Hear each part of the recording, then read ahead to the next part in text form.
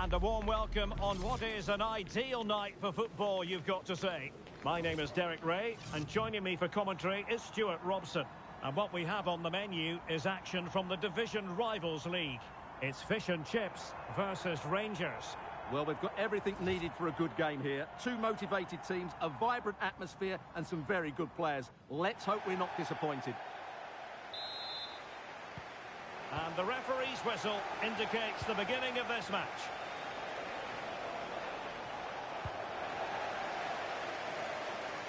And here's the lineup for fish and chips. Walter Benitez is the goalkeeper of choice. Gabriel plays alongside Trevor Chalobah in central defence. And it's two strikers up front who'll look to provide the goal-scoring threat.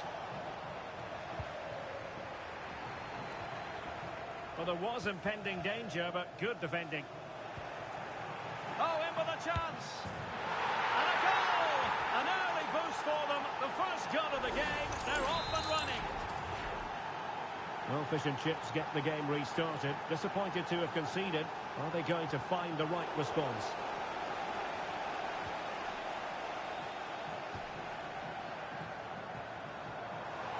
Well, gliding through. Well, defending always has to be a team effort. Good piece of covering. Rashford, fine pass. But no, just offside. Well, it was close and it is offside. The assistant got that absolutely right. Well, it's a day he'll certainly hope to remember fondly. His 50th appearance for the club. It's win the game! Oh, snuffed out the threat! Well, that was close. It needed that intervention. Guti. Teammates available. Guti. Oh, that's a fine save. And played short. Rashford. Gabi. Merci Dumornay.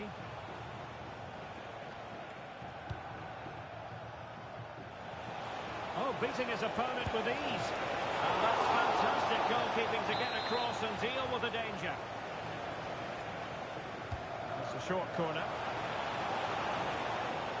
Playing his way in. And a little too close to the keeper in the end. Reece James.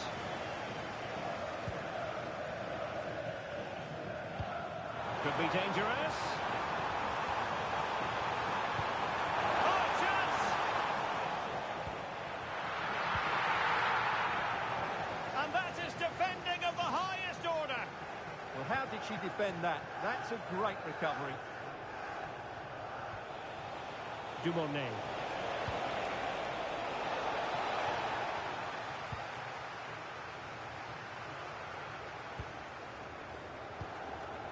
Guimaraes. Maybe dangerous here. Opportunity to level it.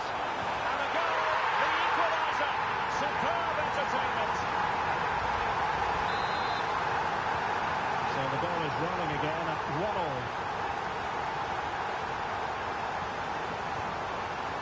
Oh, that's a clever ball. Saar. Oh, difficult save to make. And I fancy a short one. Cuts in from the flank.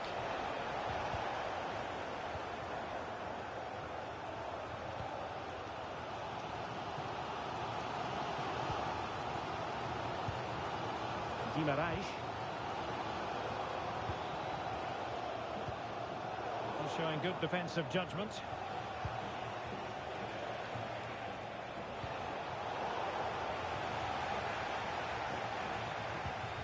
Quiñones. Fine work from Rangers to win the ball back. Might be a chance here. And a goal! In the lead again! Fully deserved!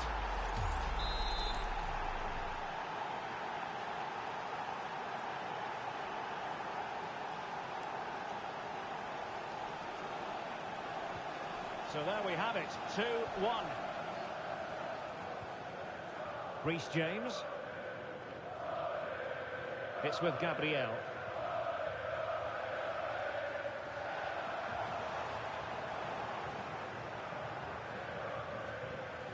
Rangers exploiting the space on the wing.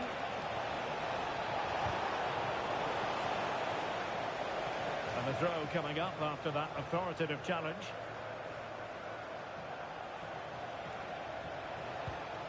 Guti. Oh, what a stop!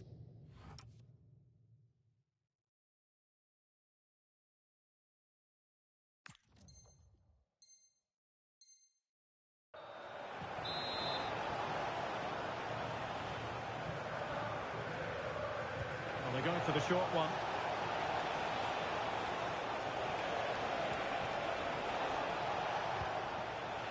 Ismail Assar. And danger averted. Well read. He read it really well, didn't he? And fish and chips exploiting the space on the flank. Teammates in the middle. And the keeper making sure that there were no scraps to feed on for the attackers. Guti.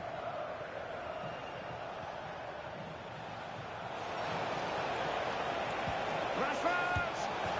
Oh, he's done it! But hang on, offside is the verdict here. It's not going to stand. Well, you can tell he thought he was onside here, but the assistant, I think, got it absolutely right. Gianluca Vialli. Decent looking ball. Vialli, can he finish? Oh, credit to the goalkeeper. Fantastic save. Well, in that situation, that's a really top-class save from the keeper. And over comes the corner. The keeper takes command.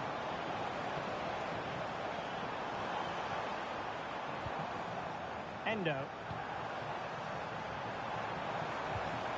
Reece James.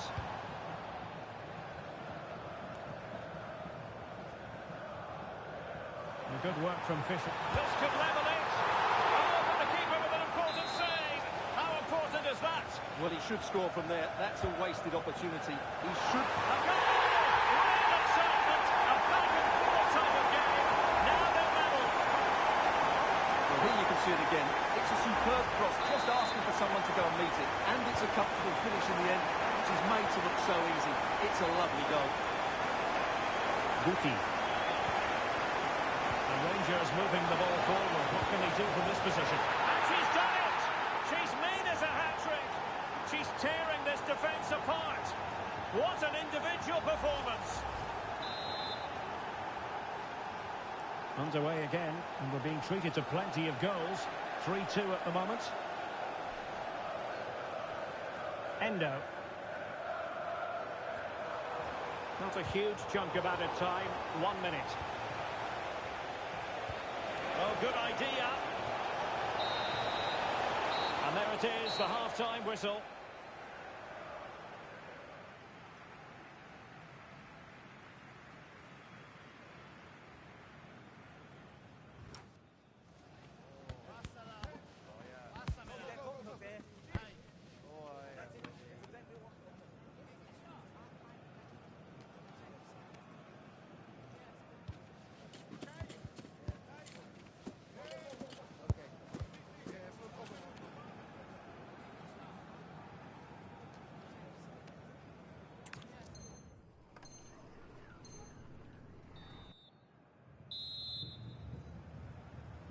Well, the ball is moving again, and Fish and Chips know they've got to get cooking quickly here in the second half.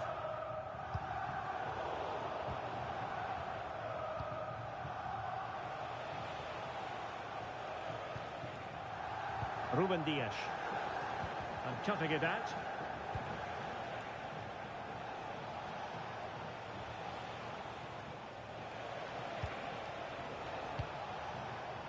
Marcus Rashford. Here's Mukiele. Rangers now in potentially a dangerous position. Shaping to shoot. Just couldn't get it through. He just throws his body on the line. Excellent play.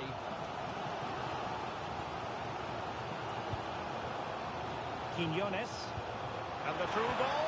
Oh, but there's defensive diligence for you when things look dangerous.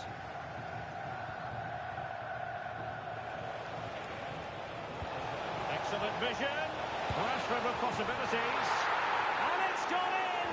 Teams separated by 2 goals now. You cannot say they don't deserve it.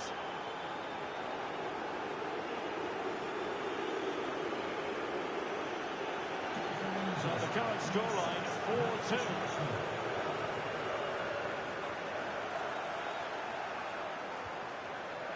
Nordi Mukiele. Merci Dumornay. On to Mukiele. Promising move it is from Rangers. And fine reading of the situation.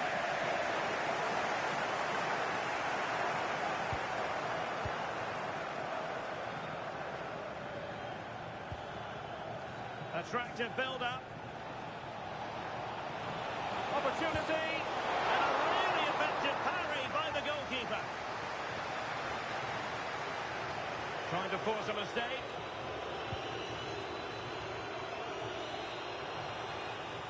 And losing the ball there. That really was a lovely bit of defending there. 30 minutes left for play. Guimaraes. And fish and chips in a position of menace. And in with a real chance. Oh, masterful defending to prevent. Will it go in? A goal! As they cut into their advantage. Still plenty of life in this match. So underway once more. And fish and chips just one behind now. And you really sense the momentum shift.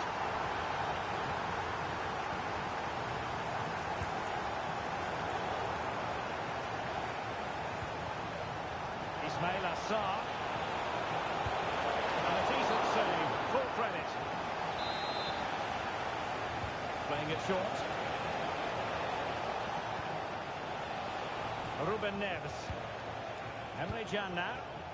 Element of risk there, but he's won the ball. Oh, big moment. Oh, fully stretched. Oh, the short corner routine. Now a decent position. And it's opening up. What an important piece of defending.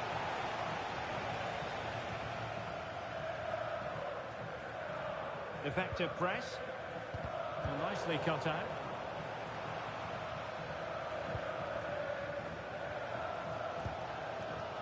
Well, I have to say, these fans have been excellent. They still believe they're going to get back into this. Can he deliver? Well, a corner for fish and chips as they look to get back into this game. Just too much height on that one. Close shave, though.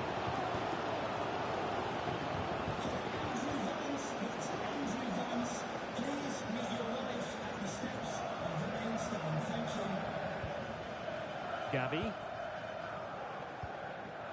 Rashford is through. Perhaps now. Oh, tremendous save. Well, I have to say, that's a magnificent piece of goalkeeping. That's a great stop. Could be troublesome. Can they do it? And a goal to increase their advantage to 2 overall. That little bit of a cushion. Now it's all about keeping the concentration. Well, as you can see from the replay, it's the perfect through ball from Rashford, while the movement in the box is equal to it. It's such good timing. What a goal. Viali.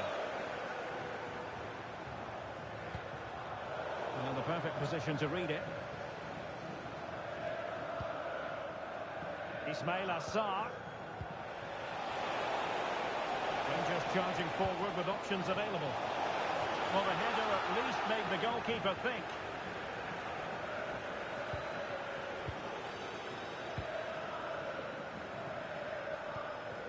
Quinones.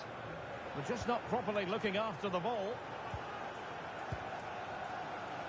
Now we're inside the fight. Rashford! And there it is! That will put the seal on victory if there were any lingering doubts. Well, here it is again, and what a good bit of skill this is from Rashford. And Rashford's finish gives the keeper no chance. He hits it with such venom. And he read it superbly.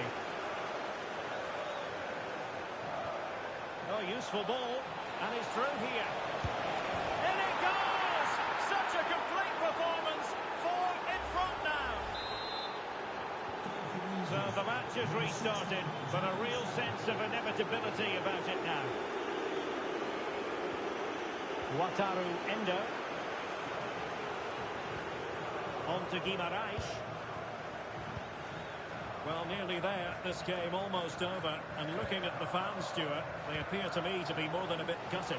Well, this is certainly a performance... Oh, wait a minute. They could well be in. A goal! We're really being spoiled. This is attacking football at its finest. So on with the game, and I'll tell you what, I'm not sure we can be entertained anymore. James. And good anticipation.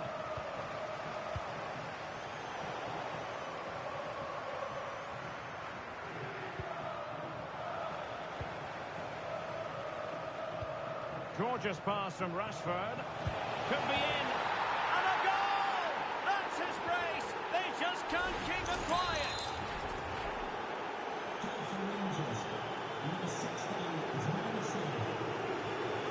Quiñones. Bruno Guimaraes. Not the pass he had in mind. And so the final whistle here. The visitors come out on top, Stuart. Well, I can't say they performed well today. They were outplayed at...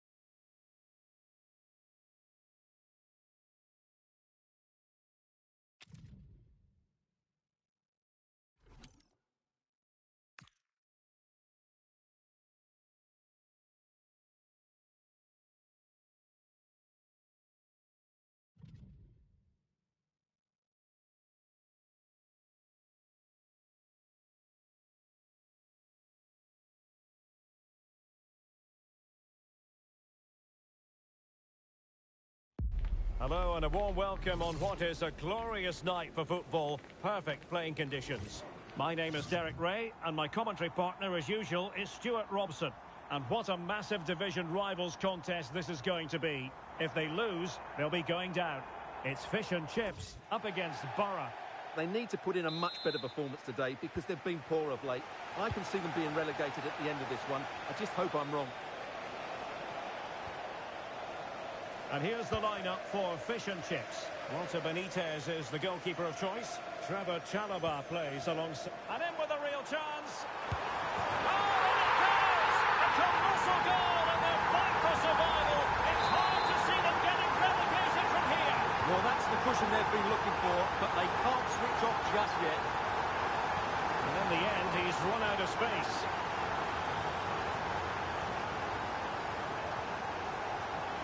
Really good challenge.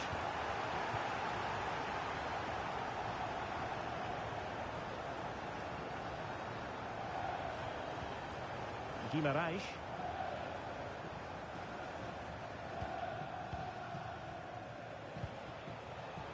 Intelligent defending. Might be a chance here. The game has been turned on its head. They have never stopped believing, and now they sense victory. So underway once more, 2-0 the lead here.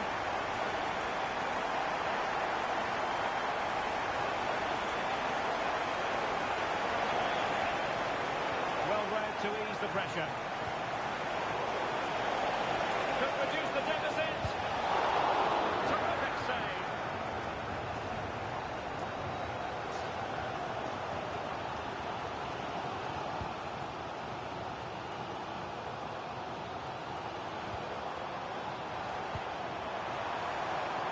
Well, this is whetting the appetite for fish and chips.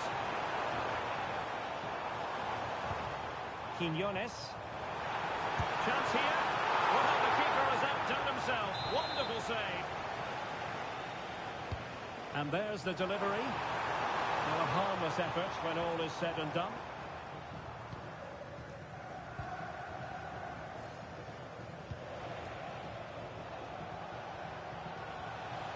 Out of play it goes, and it will be a throw-in.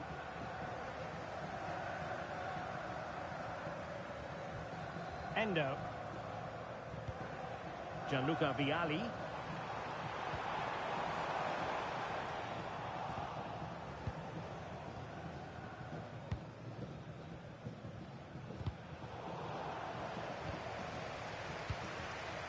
Mohamed Noor. Trying to tee it up. Real chance. And danger still. And in the end, no damage done. Not a clear foul, but the referee letting the play flow. Not a failure by Fish and Chips to keep the ball. Noor. Opportunity here. Oh, he saved it well.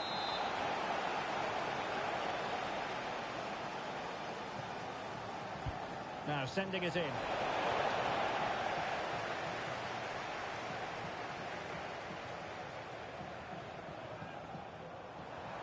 That is a magnificent run, and he's through here.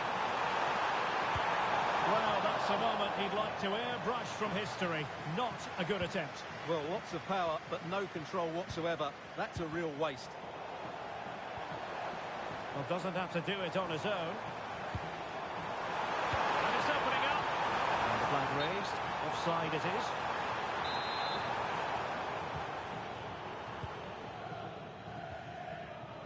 Baggio. Griezmann. Could pull one back here. Well, they're giving it a go, but unable to finish. Yeah, and that would have given them some encouragement there. Well, a good place to win it back, and let's see what it leads to. And they couldn't make it happen in front of goal. My goodness, they need a boost. Well, big chance to reduce the deficit, but it's been totally wasted. That was a poor effort. Vialli.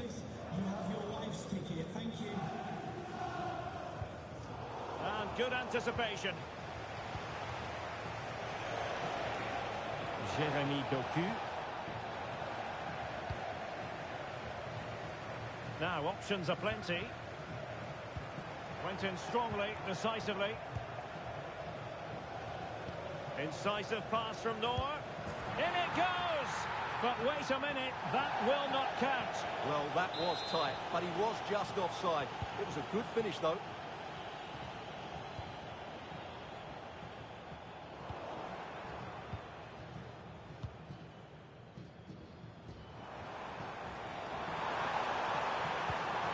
Well, a touch too heavy there. Just read the situation so well, didn't they? And he's broken free. Can they put it away? And there it is, a goal. I must say, much to the annoyance of the keeper. So the ball is rolling again. 2-1 the scoreline.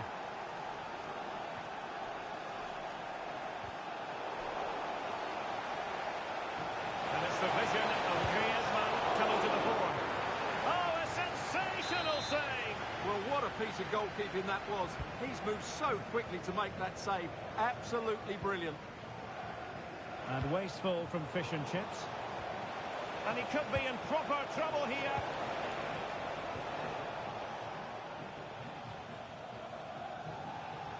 Well, doesn't have to do it on her own.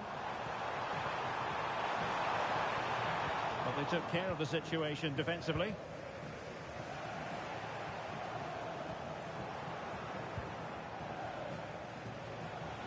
Well, to really get at the opposition here. Chances on.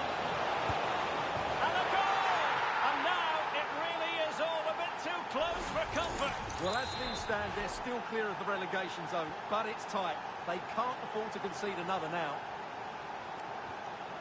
Gabriel.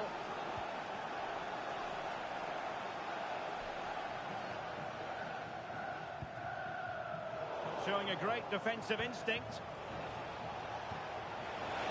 showing fine vision. Oh, it's in! And that's not going to help their cause in the relegation fight. Well, they've only got themselves to blame. They've been dropping far too deep, almost inviting pressure. Well, Fish and Chips get the game restarted. Disappointed to have conceded. Are they going to find the right response? Committed challenge. Well, the stoppage time situation. 1 minute here. Fine ball from Antoine Griezmann. Oh, a goal! And that certainly hurts their push to avoid relegation. Well, they're making it hard for themselves. They need to show a massive improvement here.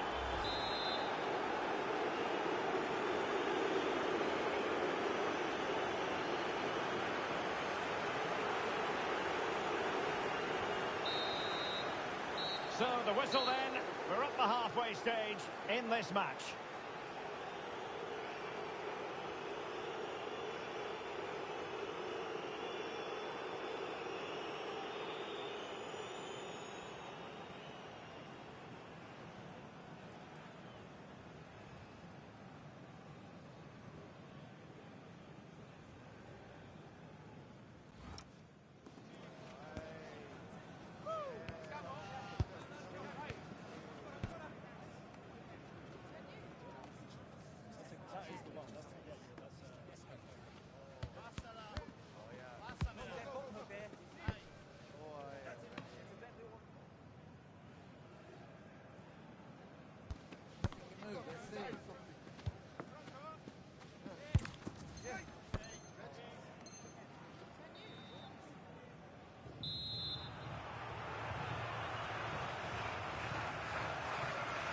Well, back underway, and Fish and Chips know full well they've got to show a significant second-half improvement. Reece James. Quinones. And Fish and Chips have it once again. Chance to get themselves back into it. And the goalkeeper has outdone himself with that save. Can he deliver it with accuracy? And swept out of there. Acres of space for Borough out wide. Well, they're allowing him to run and run and run. Real chance. Instinctive save. Fantastic reflexes. Well, I have to say, I thought that was in. Great stop.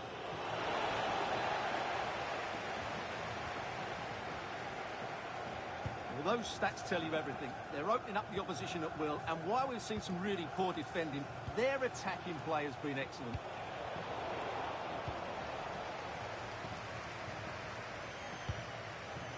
Wataru Endo. And now Quinones.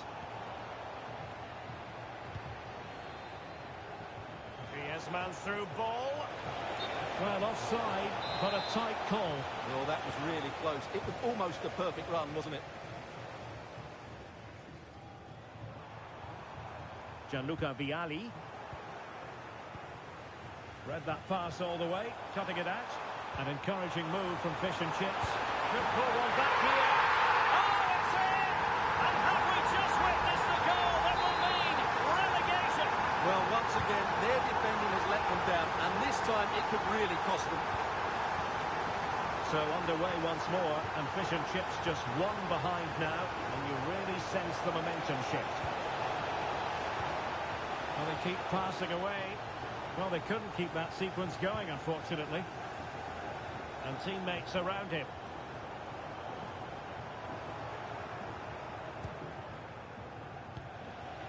Noor. Just the challenge that was required.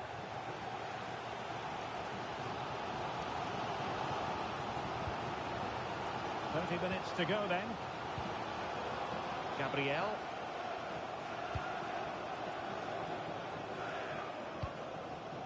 And Benitez has it here. Trevor Chalobah.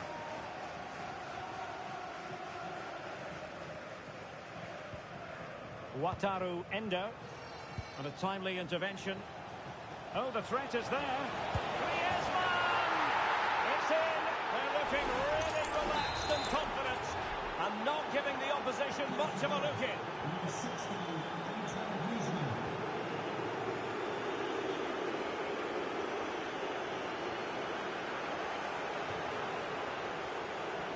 And the pass deftly cut out.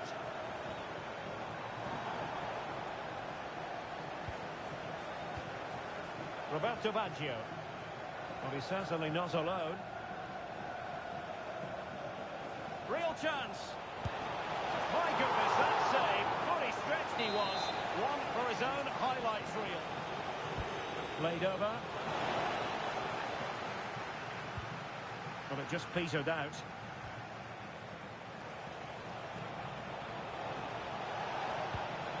Now opening things up. And struggling to get the shot off.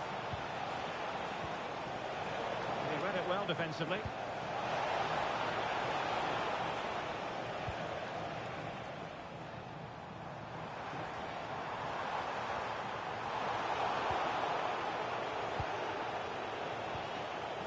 Griezmann. Oh, this looks useful. And it's opening up. Another goal! And surely there's no way they can throw this away. Absolutely dominant. So back underway, and this game has had a roller coaster quality about it. Trevor Chalobah. Now with Guimaraes. A quarter of an hour remaining here. Gabriel.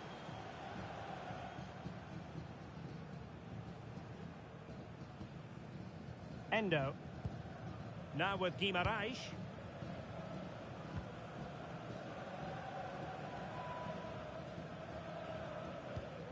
Wataru Endo. And now Quiñones. Very quick thinking there. Oh, what an opportunity. Nicely saved.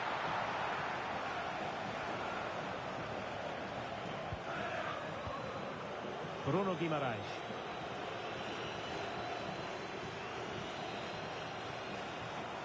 Good work from Burrow to win the ball back.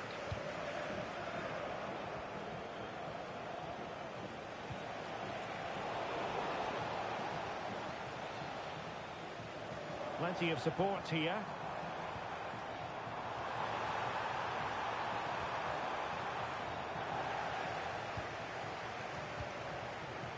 Might be a chance to break. And he's made headway. And there is the goal to make it a hat-trick. Excellence in finishing, there for all to see. Well, here it is again, and it's all about the pace on the counter-attack. They were so quick to break out from their defensive positions, and when he gets onto it, he decides to go for power. It's a really emphatic finish, which gives the keeper no chance.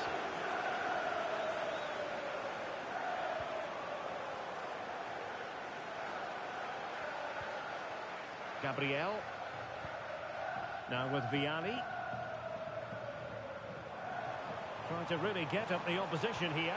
Oh, a brilliantly timed tackle when it really mattered.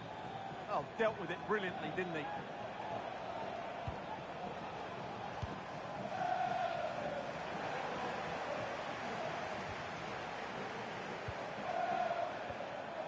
Not a huge chunk of added time, 1 minute. And we saw the situation developing. And with that, the referee puts them out of their misery. We can say officially they're going down. Well, it's obviously disappointing, but they just haven't played well enough, have they? And today was no different. They just need to regroup and improve going forward.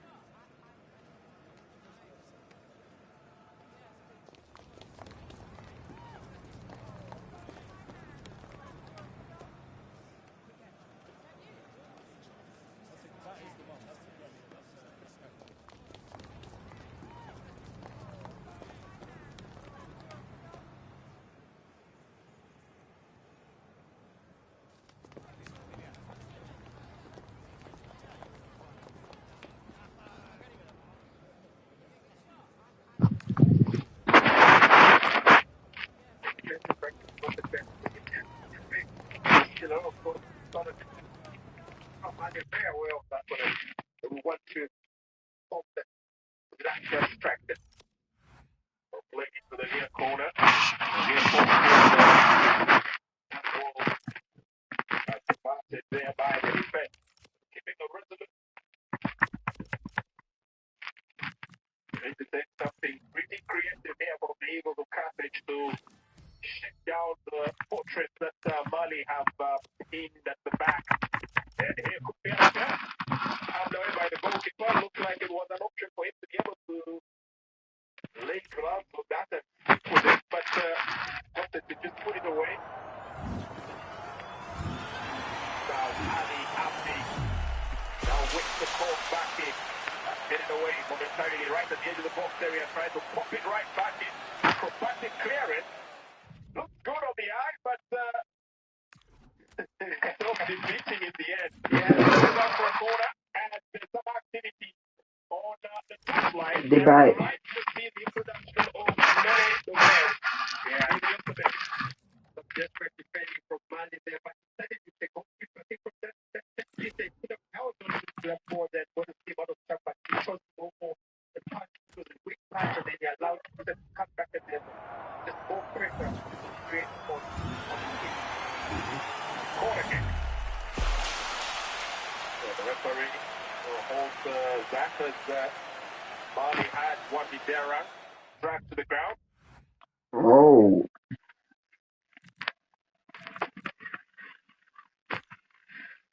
Sana Koulibaly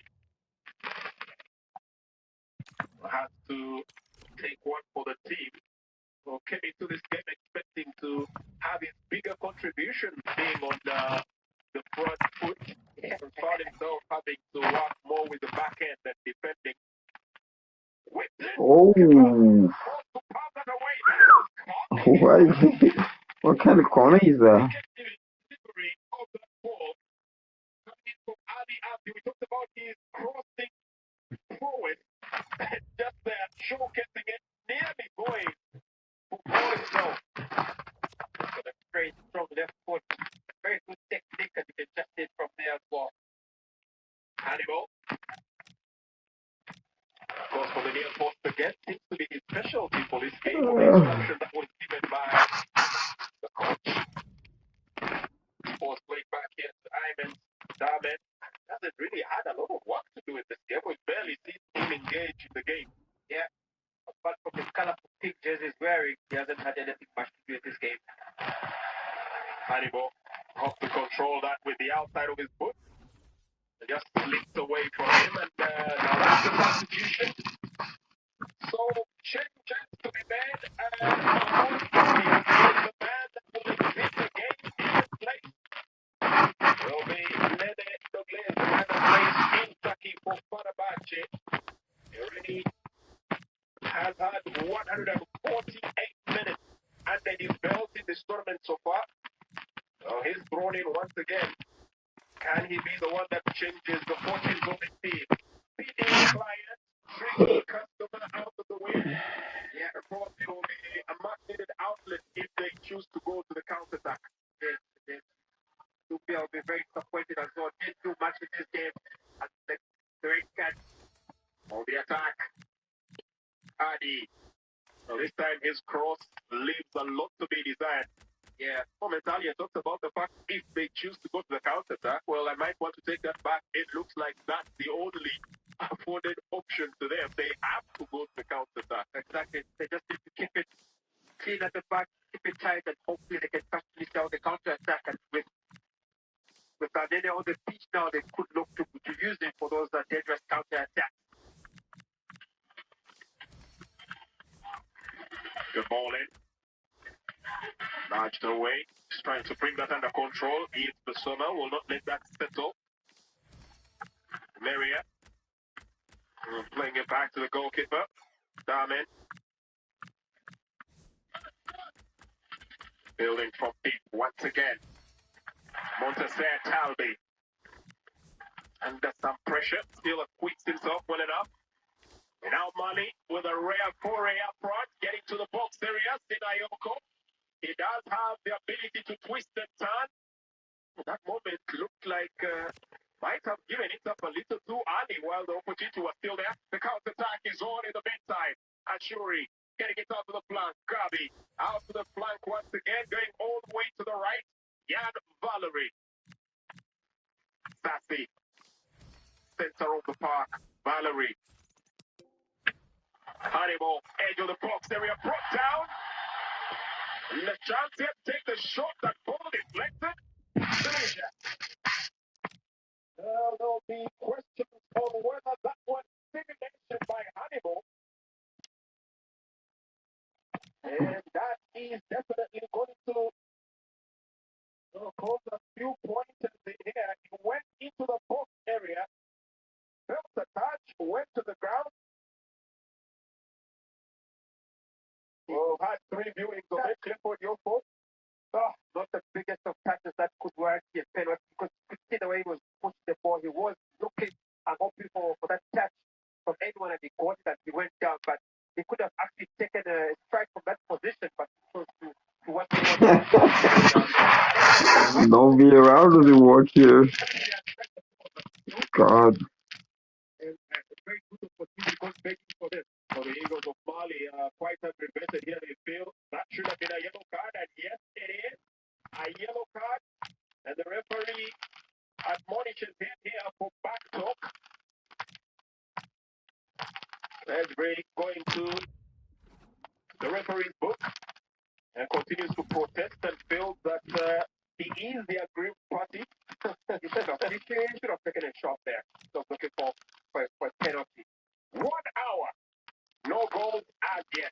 Whipped into the far post. The goalkeeper this time having to swing his hands in a windmill motion. And here comes Denny Douglas. This is the reason why they put him on. Body check. And that's a free kick. Well, he does possess bags of pace. Denny Douglas, they'll have to keep an eye out for him, especially in that situation. Yeah, Ali Abdi finding out firsthand why it might not be a very interesting prospect to try and match speed with this pizza. Yeah, I can see there. He just blocked his pass there. The referee gives the right call there. It was a foul there. But a good break from Mali, and they would want him to break from an inside the half of Tunisia where he's much closer to the distance control. They would definitely look to have him get up in that Tunisian half for those type of breaks.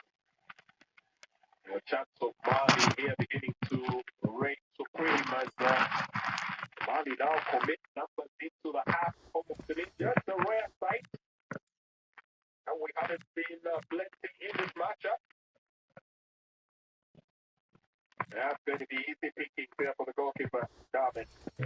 Very good goalkeeping from Darwin there. Just watched the ball all the way from where it was coming, and he made sure that he went out and actually picked up the ball, which was much needed from Tunisia there.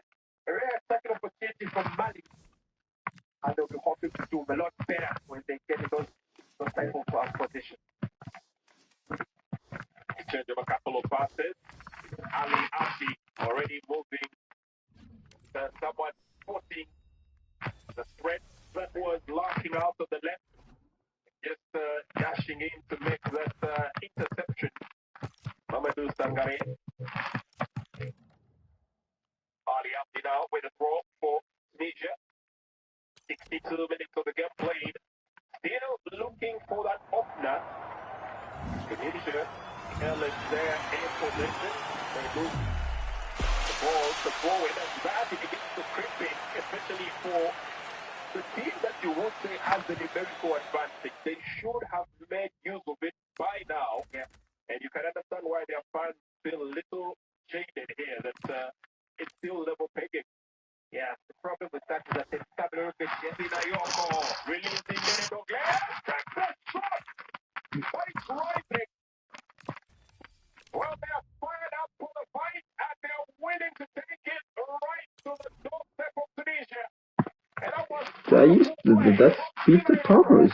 That's the Gambian coach right there. God. releasing Douglas.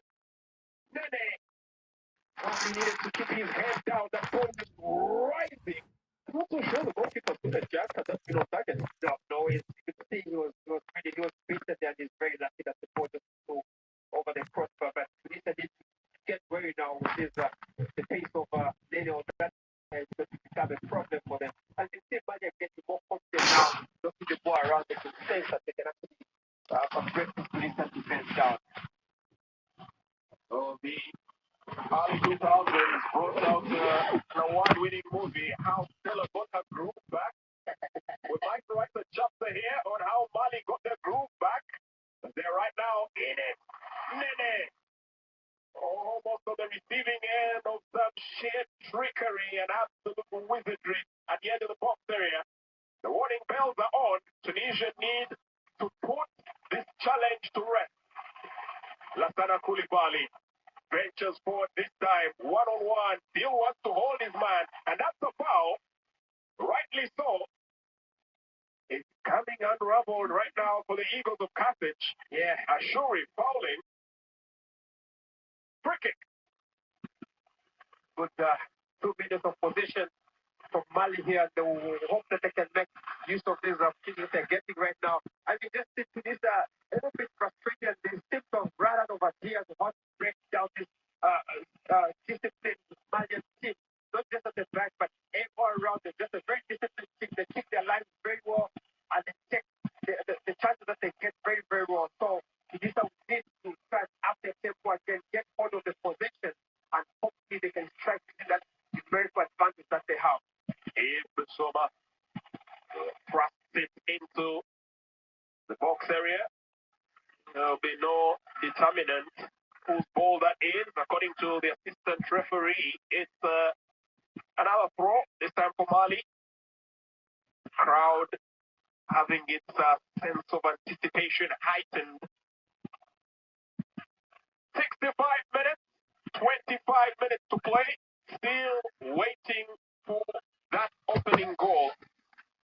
Anyone who's been doing the tallying of the stats will tell you goals are a rare premium at the Mohammed V Stadium in Casablanca as far as the African Cup of Nations is concerned. You have to work for them. Indeed. It has been rare to get goals here, but you know, it's called the white city, and most of the teams that have come here wearing white have actually walked away with the point. So you're now never know. It could be the case again.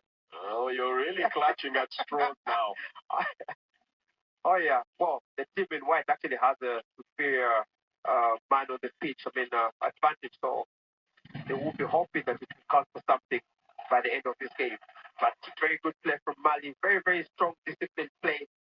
And they're looking good for their money as well. They seem to have kind of found their rhythm in the second half. They've figured out what Tunisia is doing, and they're now just trying to make use of whatever position that they can get.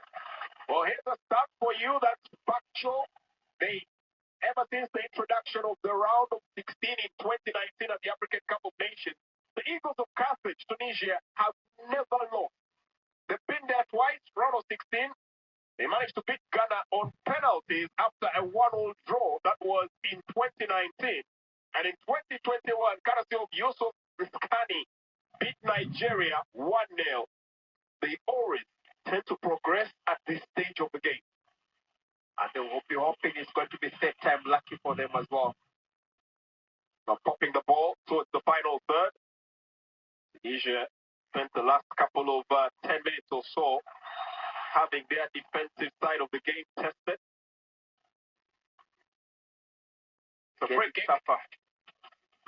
Getting tougher for not just for Mali as well, but for Tunisia as well.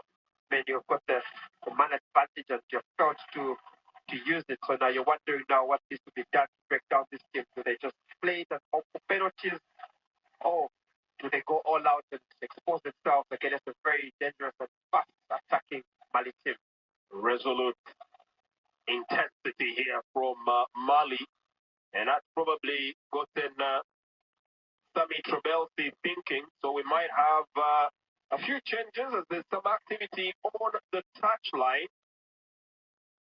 Let's get a confirmation in a bit on what exactly is happening there, but could be a couple of changes and a shuffle of the pack here for Tunisia.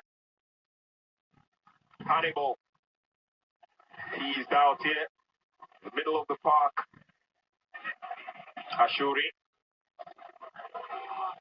Step one way, then the other back to Ashuri. Settled and well grounded in that midfield. Maria. Back to Maria from Sassi. Hannibal wanted the ball. That was a poor pass from Maria, but still found its way to Hannibal. Wants support. Gets the 1-2. That prompts Eve Bissouma to come chesting. And Mali pick the pieces. Bissouma and the free kick. Mali doing very well staying in this game. With the man down. Credit to them. They have done very, very well. And they look like they're only getting stronger as well. And so it's a change in personnel, and it will be Hazem Mastori as well as Ismail Grabi that step off the pitch in the places. Elias Saad and Firas Chaurat are thrown into the fray.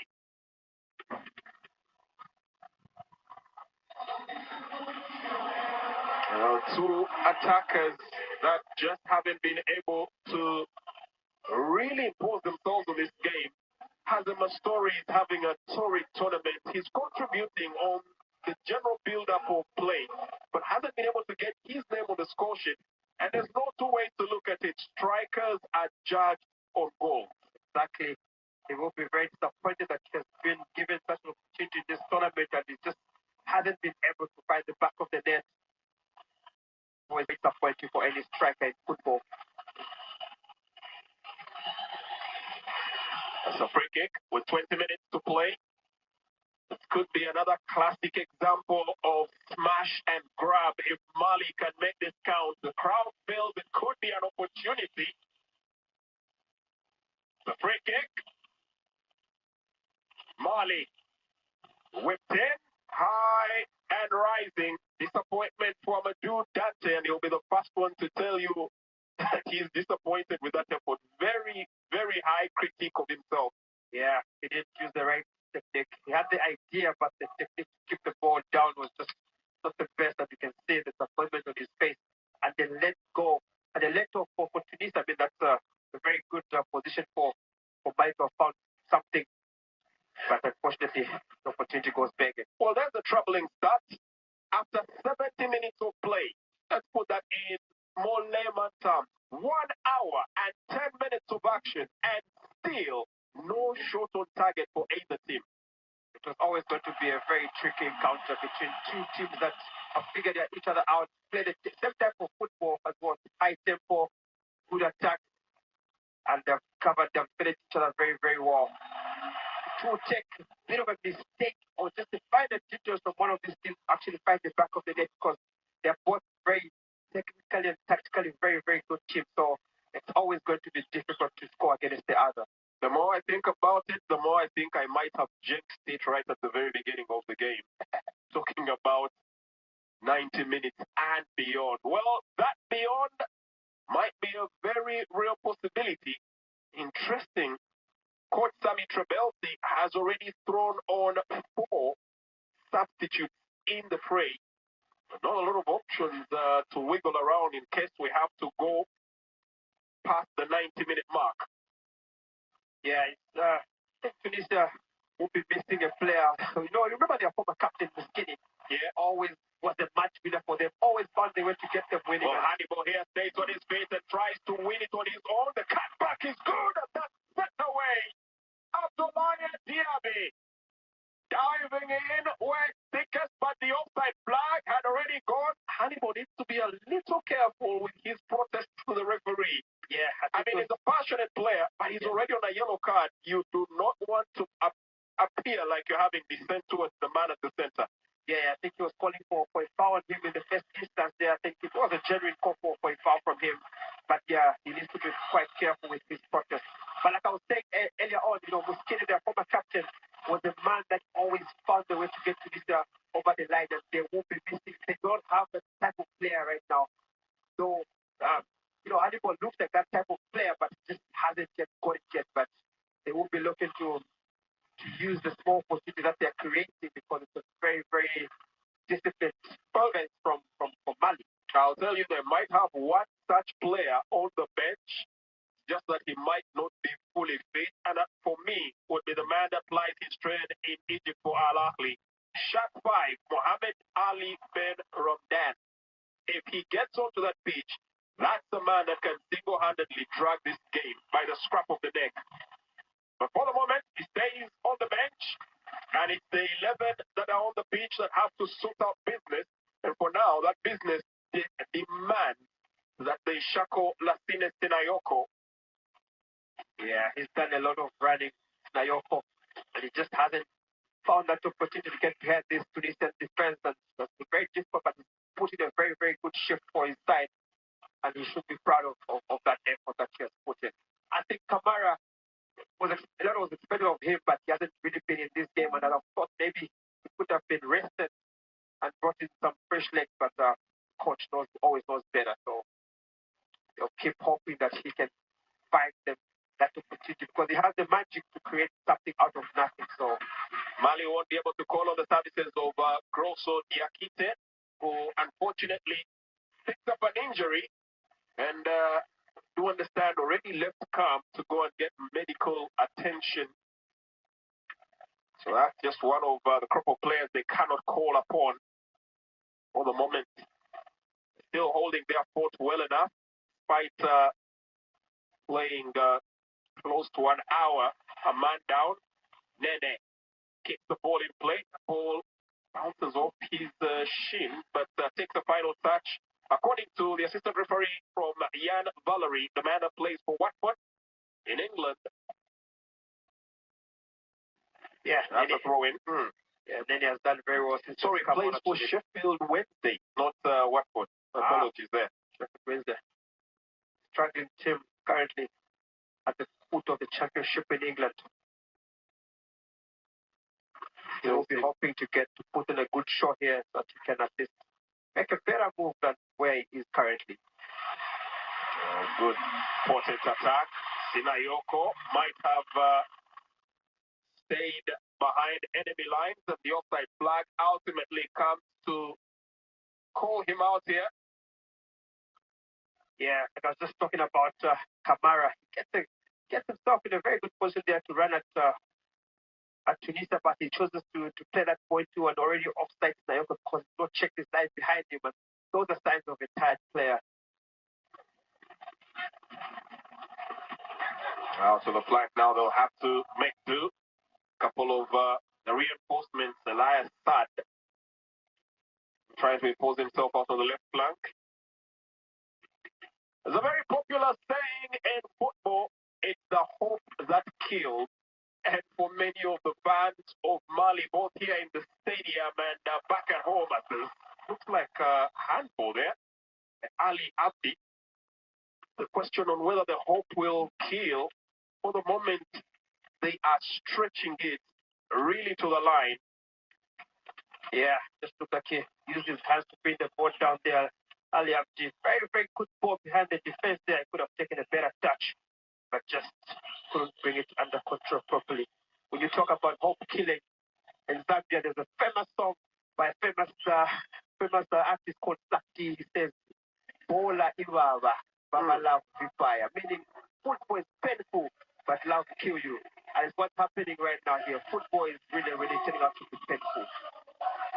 Once the stadium quiets down, you might want to repeat that title so that I can add it to my collection. But at the moment, it's going to be hard for us to speak over the 41,982 capacity crowd that is packed right here in the Mohammed V Stadium in Casablanca. By far, the largest attendance we've had here. A very good turnout indeed. I think both teams are enjoying the support from the teams. They can just see through their efforts, the way they're playing here.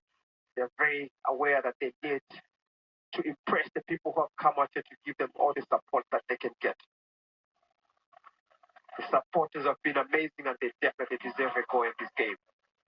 Well, Tunisia now on the attack once again. Hannibal goes to the ground, free kick. Well, the stats, the long night text, do not look very kindly to Tunisia because they have lost 4 of the last 5 matches that they have gone to extra time in open play. As long as it's open play in extra time, 4 of those 5 matches have gone against the Eagles of Carthage. They will not want to take it there. Nah, they would definitely not want to take it there. And I'm sure they are looking at the clock there and they can see that the time is ticking away. They will want to find a goal within the last 10 minutes of this game. Otherwise, the memories of the shock exit will start playing in their minds.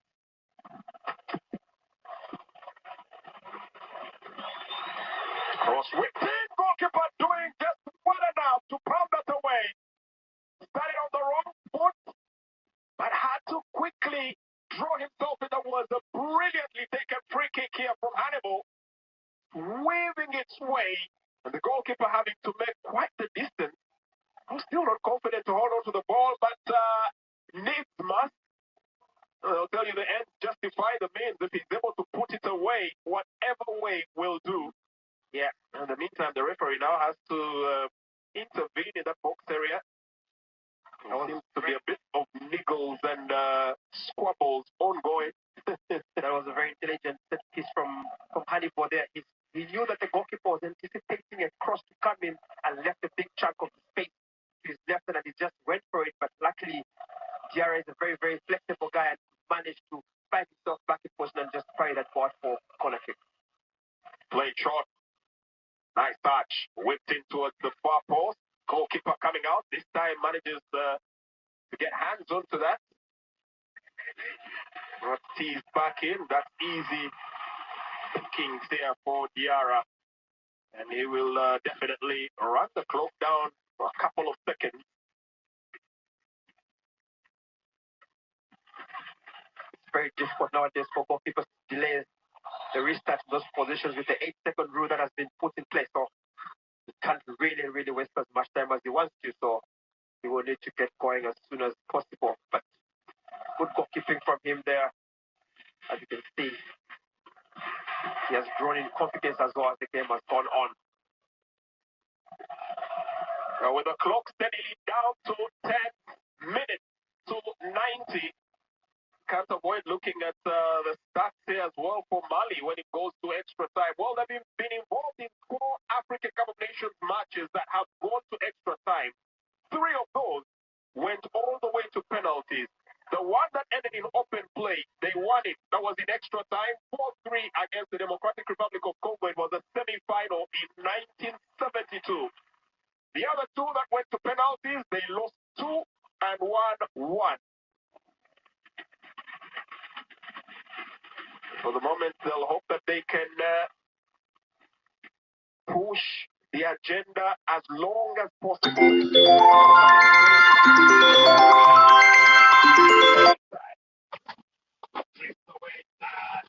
Is a shot. Well, it has a bit of its venom rushed off here as it went through a prong of legs before finding its mark with the goalkeeper. And they need to do a bit more of that. They need to get a little more creative. Individual brilliance now might be the key for Tunisia. Exactly. A good set of stats there. But just to not find the right type of power in the shot to trouble Diarra goals. Hannibal picks the ball up, tries to release the former Southampton man, Ian Valery, was just unable to do so. That's the foul and a free kick.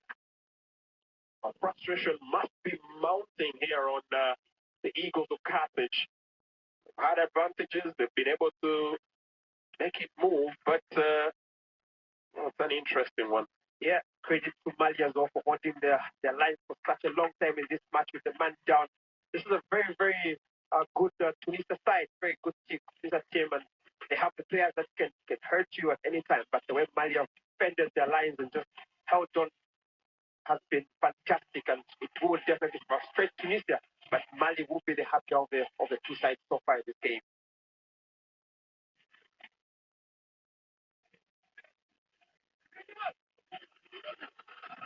Yeah, again, they're trying to find Nayoko, who always holds up play very well. And they have been very, very tight on him, and he hasn't been given any space to maneuver.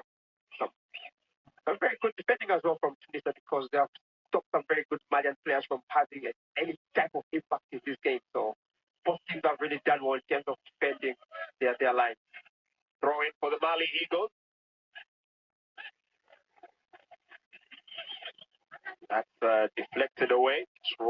bounce. Brings back memories of the time when the midfield had combative midfielders like Samba So. Gentlemen, that we got to share the commentary duties with in the last edition of the African Cup of Nations in Cote d'Ivoire. I think he must be wherever he is right now, must be sifting through his teeth. Yeah. So we might have another substitution set to be thrown on. So there you are. I talked about him. Cometh the hour, cometh the moment for the man. Mohammed Ali Ben Romdan is about to be thrown into the fray and will take the place of Hannibal. He is a legend. He is a talisman. He is everything that the hopes of Tunisia are pinned on right now. Can he deliver?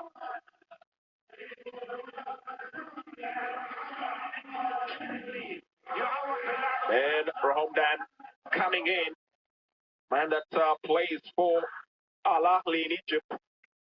You ask for a favor. You ask for a savior. Yeah, you got him. Now he has to deliver. Yeah, hopefully he has overcome his fitness issues here and will come on and give this desperateness and side something to celebrate about, because it has been a very, very tough game in the middle of the park there, and he has been thrown right in there. But with his experience and his technique, he could just be the man to lift Tunisia to victory in this game.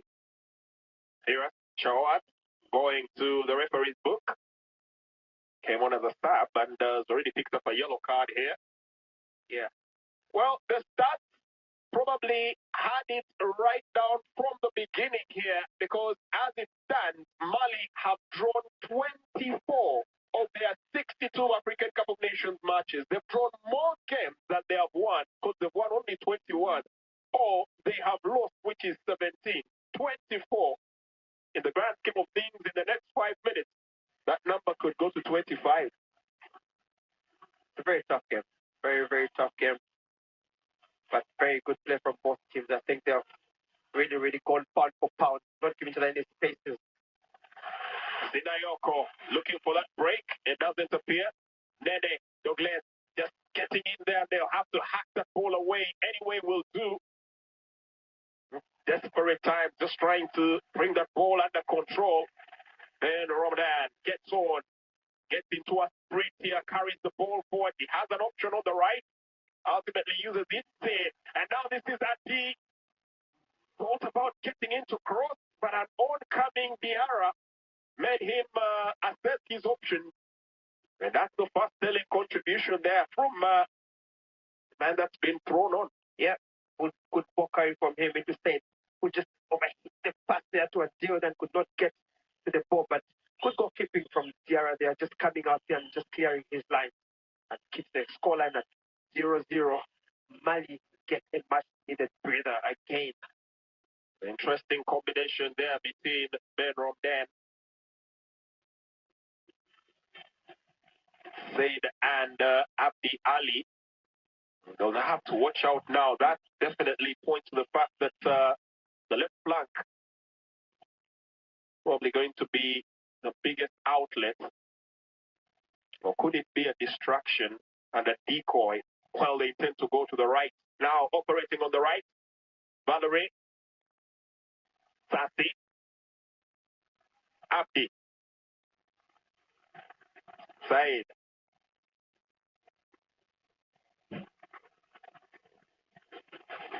Elias said, gets the ball in through the center of the park. Shuffle of the feet. He's trying to draw the numbers. Oh, Mali not going to be coaxed out of their defensive shell at the moment. 3 minutes and counting. Saad in possession. Gets the ball in. Free header. The blood stays down. Right at the stroke of the death of the game. Somehow, one way or another, they finally unlocked the defense. The Delmat is no more. And it's celebration for the Eagles of Carthage. Those are very good play down the flank from side there. looked like he was trying to get a strike and drew the Mali defense out and just clipped it in behind for Shaul, who makes no mistake down his head from close range there. Exactly the type of goal that Mali conceded against Zambia in the same type of 10 minutes, and they conceded again. Just a little bit of flap in concentration there and picking up their man as they get fight again. And Tunisia has deservedly checked the lead. There's 2 minutes to go in this game. What a time to score for Firas, the man that plays for Club Africain in Tunisia, back at home. With 2 minutes on the clock, he manages to plant that to the back of the net. His first goal at the African Cup of Nations 2025. And for Mali, the port breaking right at the courtyard. Just when they thought 90 minutes could come and go, they will slug it out for 120. The Eagles of Carthage have very different ideas. They want to settle it here and now. Yep, like you said earlier on, every time Tunisia have gone to extra time beyond this stage, they have gone on to lose. So they knew that they needed to change that record, and they have finally managed to break that record. I'll take you back to the song I was telling you about. Yeah. Bola Yubaba, meaning football is painful. And 88 minutes to defend so well and come and concede in such a manner after fighting for so long, it will be definitely very painful for Mali here. Indeed, Bola Yubaba. Bola Yubaba. Crazy times there. 90 minutes and Indonesia won. Mali nil. There'll be 4 minutes of time added. Someone thought they still had a few minutes to switch things around. Yeah. Well, this is an interesting prospect. Mali need to throw it all at Tunisia. Chicken, that is almost called it chicken. Think and all. Yeah. They need to throw it in. Yeah, but they don't seem to even have the stink in charge of the stink right now. So they've got nothing to throw at Tunisia. It's just going to get very, very deep and frustrating for them right now. Nene Douglas gets it forward on the attack. This could be something potent here. Mamadou Sangare. Foul. That's a free kick. And I don't think he'll survive a booking here. Yassine Meria. That's a yellow card that will be brandished for the veteran defender. Trust me, he will love that yellow card, and he will take it any time, any day of this game, because it just makes the game slow down. It cools down the tempo, and now Mali have to make substitutions which give them Tunisia a time to breathe and recover and reset and restart again. And remember, I mentioned to you earlier on. Well, if they hold their substitutions too long, if they hope to keep options on the table for the 120 minutes, is the big question. Dante is one of those that is withdrawn. The other is Mamadou Sangare. In comes El Bilal Toure, as well as Diakite, also thrown on. Can they make an impact in little under 3 minutes? It's asking a little too much, but that's what the tournament deserves now. Magic as a shot here from Abdoulaye Diaby. And we might just have redemption here for Mali. 2 penalties that have been given so far. 2 penalties they've scored. Will the Sport Kids be their lifeline once again? Drama unfolding right here in Casablanca. Dare to dream. Dare to feel. Just when they thought they were home and dry, hold your horses. That piece was whipped in. Quite a flurry of people in the box area. And I think, if I'm not mistaken, it's Meria, the man that gave away the free kick in the first place, that might inadvertently had his limb get to the ball. What kick? Fancy this. Latina Sinayoko. Twice he stepped up to the plate, twice is delivered. Those 2 times, each of his goals has been worth a point. This will be worth much more. Just when I thought that yellow card and that foul that he created Maria in the middle of the park there would have bought his team some time to recover. He actually goes on to give away a penalty. I was about to willingly taking that. Oh, man. Yeah. I was about to remind you that the team in white has always won a game here. And just after they take the lead, they create such kind of a penalty. Well, that would definitely hurt. There's a bit of a delay before the penalty can be taken, and there'll be questions on how eligible that is for a penalty. That looks like a penalty, because it looks like he actually just throws his hand out and it hits his hand. It should be a penalty. Well, the referee will take a minute here, and you can understand the anxiety of the green-clad Eagles here. They know their fate largely rests on the decision that will be made in the video assistant referee's room. In the meantime, prayers and supplications made to the God above. Yad Valerie, very intense on prayer there. In the meantime, it's a very intense moment here for Abongile Tom in a picture which has had also its fair shares of remarkables. In the last edition, the game did not go the distance. A mishap with the referee at time. Well, this time, Abongile Tom has handled it remarkably well, but now must make arguably the most crucial, intense, and potentially devastating decision, whichever way you look at it. Yeah, it will affect the ending of this match, whatever decision he makes, but he sticks to his original decision. It is mad, it will stand. Penalty. Wow. I can tell you something, just looking away from the sidelines, the team that was prepared to bring on the livery for the man of the match might just have taken a break again. Oh, Nayoko. Oh, wow. Oh, feel this. Soak in the atmosphere. Latina Sinayoko steps up to the plate. Ahmed David has a chance to be a hero if he can serve it from the spot. Sinayoko brings the Eagles right back into the contest. Talk about a lifeline. That is one right from the top draw. Just when they were counted out, Mali prove resilient. The draw masters will hold on to their chance and take it down to the final mile. Yeah, not the best of penalties from Sinayoko. The keeper actually had his hands on the ball, but he just couldn't get the strong enough punch to clear it out of touch there, and he will be heading himself for that missed opportunity to win this game, this game head on as well. What an ending to this wonderful and entertaining football match between Mali and Tunisia. Ending? Well, I don't think it is just about to end. It looks like we now have ourselves a couple more minutes to roll into. Sinayoko twice has stepped up to the plate. Twice he delivered. The third time, the pressure and the stakes pretty high. And Sinayoko will ask, what pressure? Delivering a third penalty. And that is the final act to the second stanza of this game.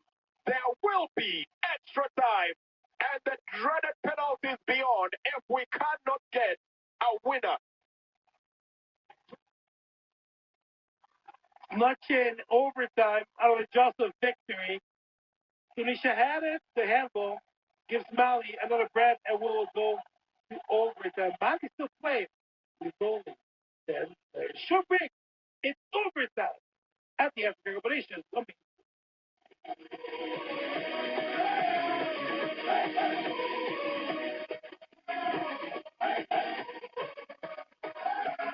to Car Breakdowns 101. I'm your Professor Isaac.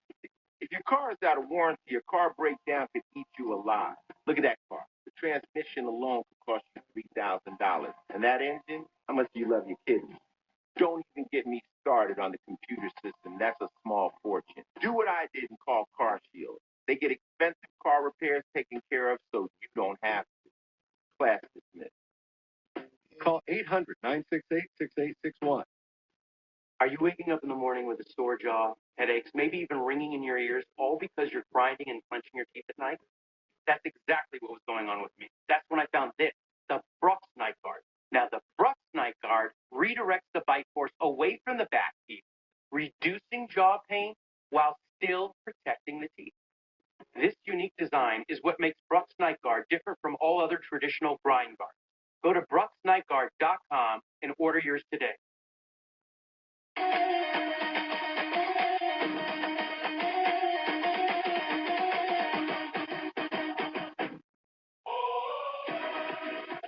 Back on being sports, 2 15-minute half, regular extra time for the African Cup of Nations. No rest time between the 15 minutes. Half will play the full half hour. It was still haven't found a winner. We will go to penalty kicks. Tunisia struggled during the game. Could have happened in regular time. Look at the roller coaster of emotion. But that is, you see him every week in here at B Sports. Lacina Sinayoko, the player from Auxerre, stepping up in a crucial moment and burying a penalty into the back of the net for the equalizer to send this into extra time. They're gassed, they're tired, they're playing with only 10, and they're still here trying to make it into the next round. Remember, the winner plays Senegal on January 9th. That'll be what we'll have in every day of the round 16 here on B Sports. 2 games, 4 teams, every day. Saturday, today, Sunday, Monday, Tuesday. And the winners of those games play each other in the quarterfinals. The winner of these 2 games, Senegal, whoever wins this, play in the quarterfinals. We'll see who moves on, and we'll see who are the 8 teams that will go into the quarterfinals. Difficult for Tunisia. You have to give it up to Mali because that penalty kick, it wasn't lucky. It was a product of their work, a product of them keeping the pressure on Tunisia, actually looking for something towards the end of the game, and able to build upon it. They've been and they've shown to be a resilient team. They are, once again, in whatever happens today, even should they not move on, they will be remembered as a tough opponent, a resilient team.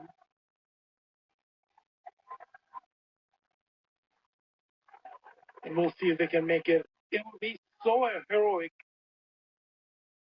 to move on into the quarterfinals with basically the entire game playing with 10 men.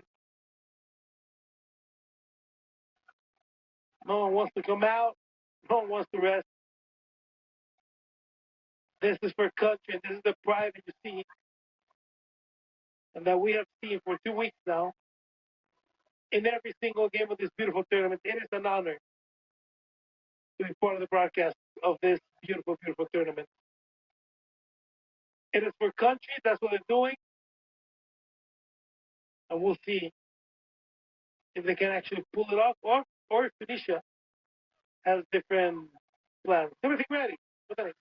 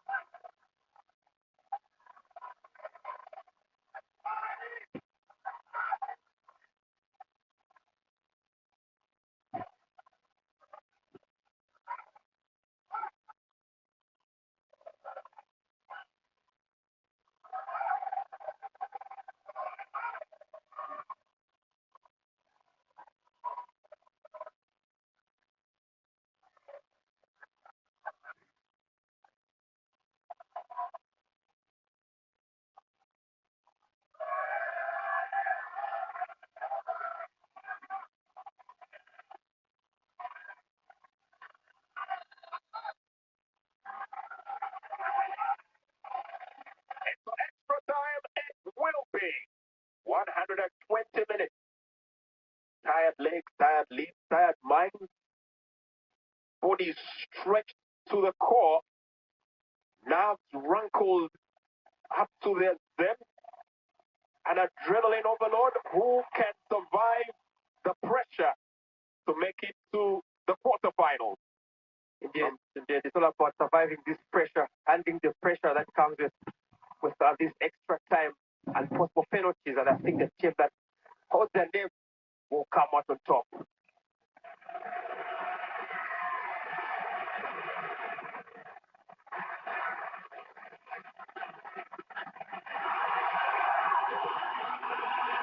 Well, fight the interchange right here at the beginning of the first half of extra time. Brace yourselves. This is one of those situations that broadcasters have to plan for. Not really like they want it, but plan for they have to, just in case the game has to go the distance. Exactly. Like I said, these knockout stages, you just have to plan for anything.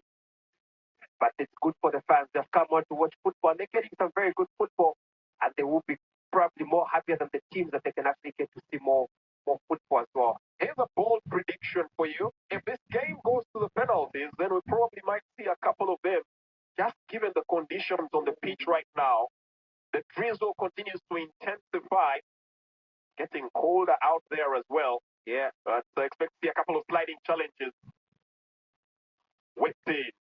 Well, Yves Bissouma had no 2 cents about where that ball was, but somehow still managed to come to terms with it.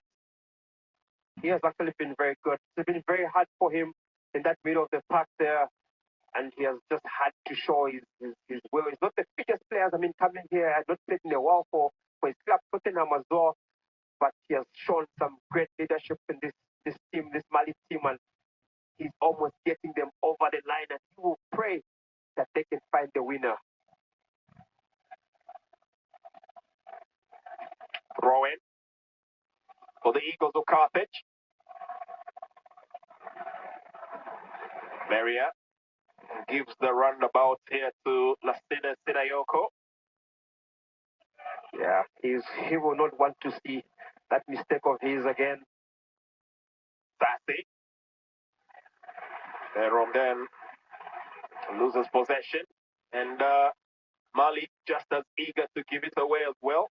Yeah, it's just very unfortunate that Nelly has actually been dropped into that left back position, and they have kind of taken off a little bit of the pace from the team going forward, because he came on and he was giving them a lot of pace, but due to unforeseen circumstances, he has to be sacrificed and play in a position that he is not used to playing. Giving space to Diakite to rope up front, as well as El Bilal Toure trying to impose himself at the spearhead or the apex of the attack here for Mali. Free kick. Launched long towards the box area of Tunisia. Good pass.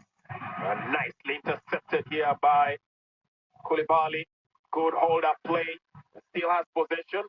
Romping forward. A chance here to cross the ball in, but to no one in particular. Nobody was justing up, and you could understand why, because Lasina Sinayoko was the man that had held up the ball to get the pass to him. Question is, where was El Bilal Toure? Yeah, and Diakite looked like they actually made a good run to the box there, but just did not finish his run. It was actually a good ball from Lasina there. The torrents of rain continue to beat down on all that are in open space. That's quite a number. The fans unmoving, unyielding. Nobody's looking for cover from the elements. I should just tell you how much is at stake here. Yeah. As they say in Zambia, bola ni 90. And you cannot get off from your seat before the 90 minutes, and that's what we witnessed. 8 minutes we have a goal. 90 minutes we have the equalizer and sends the game into this the first extra time of the tournament. So it's all about waiting for the 90 minutes to be played. Space forward. Chance to pick it up here and assert themselves. Halby to Meria tried to launch it forward. That was going to always be an easy one to pick up here for the Tanzanian best goalkeeper, Diarra. Good defending from a Bilal Toure there, just heads it back to his goalkeeper. Oh, brilliant piece of skill here from Diakite that puts Mali on the front foot. If only his pass at the end had been just as good a chance here for a shot and it's blocked. Sinayoko appeals for the referee's intervention. Not so sure Lightning will strike twice in the same place, but we have the benefit of the replay. And let's take another look at that. It's a brilliant piece of skill just to wiggle out of that area. And now here's the question. I'm not so sure there was a match in that. There was definitely absolutely nothing in that one. It hit his body. But some good skills from Diakite there to get his Mali team going forward. Unfortunately, we just not release Nayoko, who had made a run behind the defense. But some good play from Mali there, just putting pressure on this Tunisian defense. Diamond. To Montesar, Talbi. Talbi to Meria. Meria out into the flank, finding Valerie. Valerie. To Meria. Sassy. Valerie. Squeezes it forward into the final third. A nice cutback opportunity. And Bilal Toure available to clear up the bench here for Mali. And still within the scope here of Tunisia. Dainty little touch here from Shikiri. Sassy inviting Valerie once again to roam forward. Edge of the box area. Teased up well. Sassy could fancy a shot, but didn't find the space.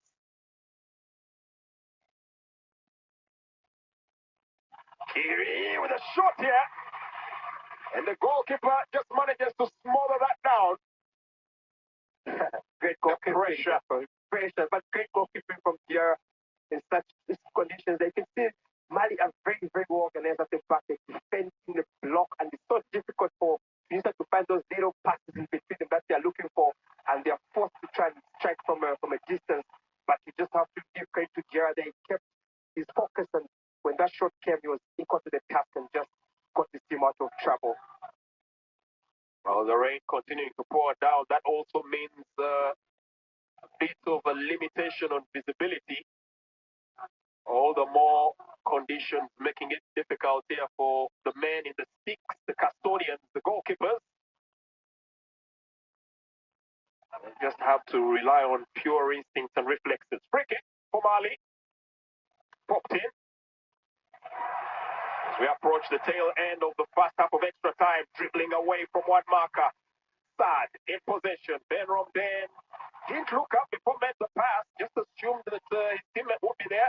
And the initiative handed back to the Eagles of Mali. Goes to the ground. That's a throw in.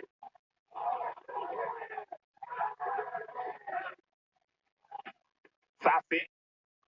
Meria. Tunisia holding on to possession here. Now giving it away carelessly and trying to recap. That's a hefty pass. Diakite unable to get to the ball. That's played through. And Ramadan.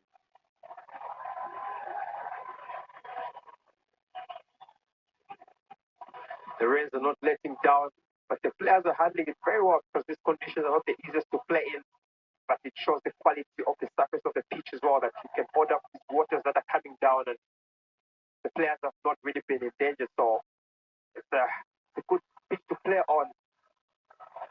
Cross in, ball headed away. Affirmative header from Ousmane Kamara.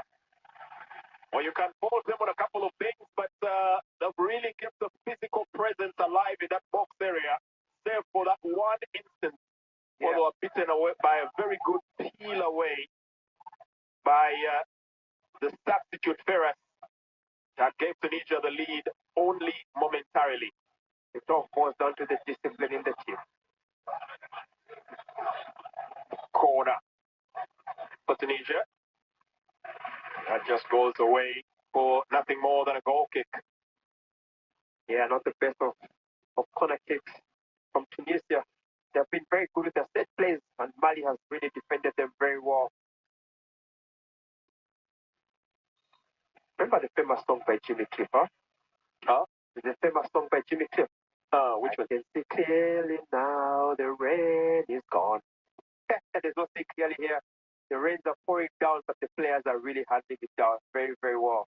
I guess it's a song that will be sung tomorrow by the team that will have their stay in Morocco extended a little longer. Oh, yeah. Well, I don't think anybody right now is in a mood to sing, believe me. 100 minutes played, 5 to go in this first half of extra time. You have to wonder about the mental fortitude and capacity of the players on the pitch right now. They have to keep their mind on the task. I'll do dare tell you, say that's easier said than done. Exactly. This is where it takes the leaders on the pitch now to just keep encouraging the teammates there to keep themselves going, because it's not easy at all. Elias Saad could fancy a shot, but opts to play it back into the midfield. Meria could just take the shot from here, and he does take a shot, and it's traveling. To make up for his earlier mistake.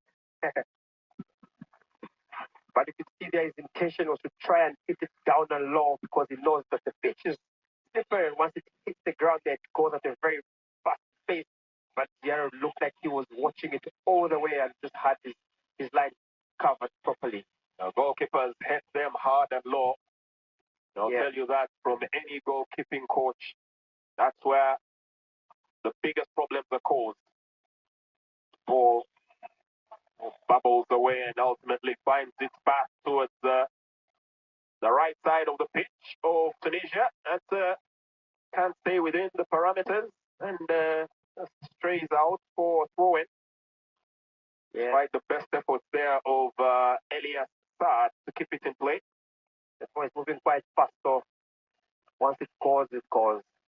But I've been very impressed with Sassi there in the middle of the pack. Just number 13, captain of Tunisia, has been very, very cool, calm, and collected in that midfield pack. He has kept it very simple. Played one touch, 2 touches, just making sure that everything is going according to plan. 11 shots for Tunisia to the 7 for Mali. 103 minutes. Mali painstakingly taking as long as they can to wind up that clock. Nene is right on the edge of picking up a booking if they keep winding up the clock that long. Was there another throw in here? It actually has been booked for delaying the time. There you go. Yeah. There was no way he was going to avoid that. Yeah. But we will take that yellow card.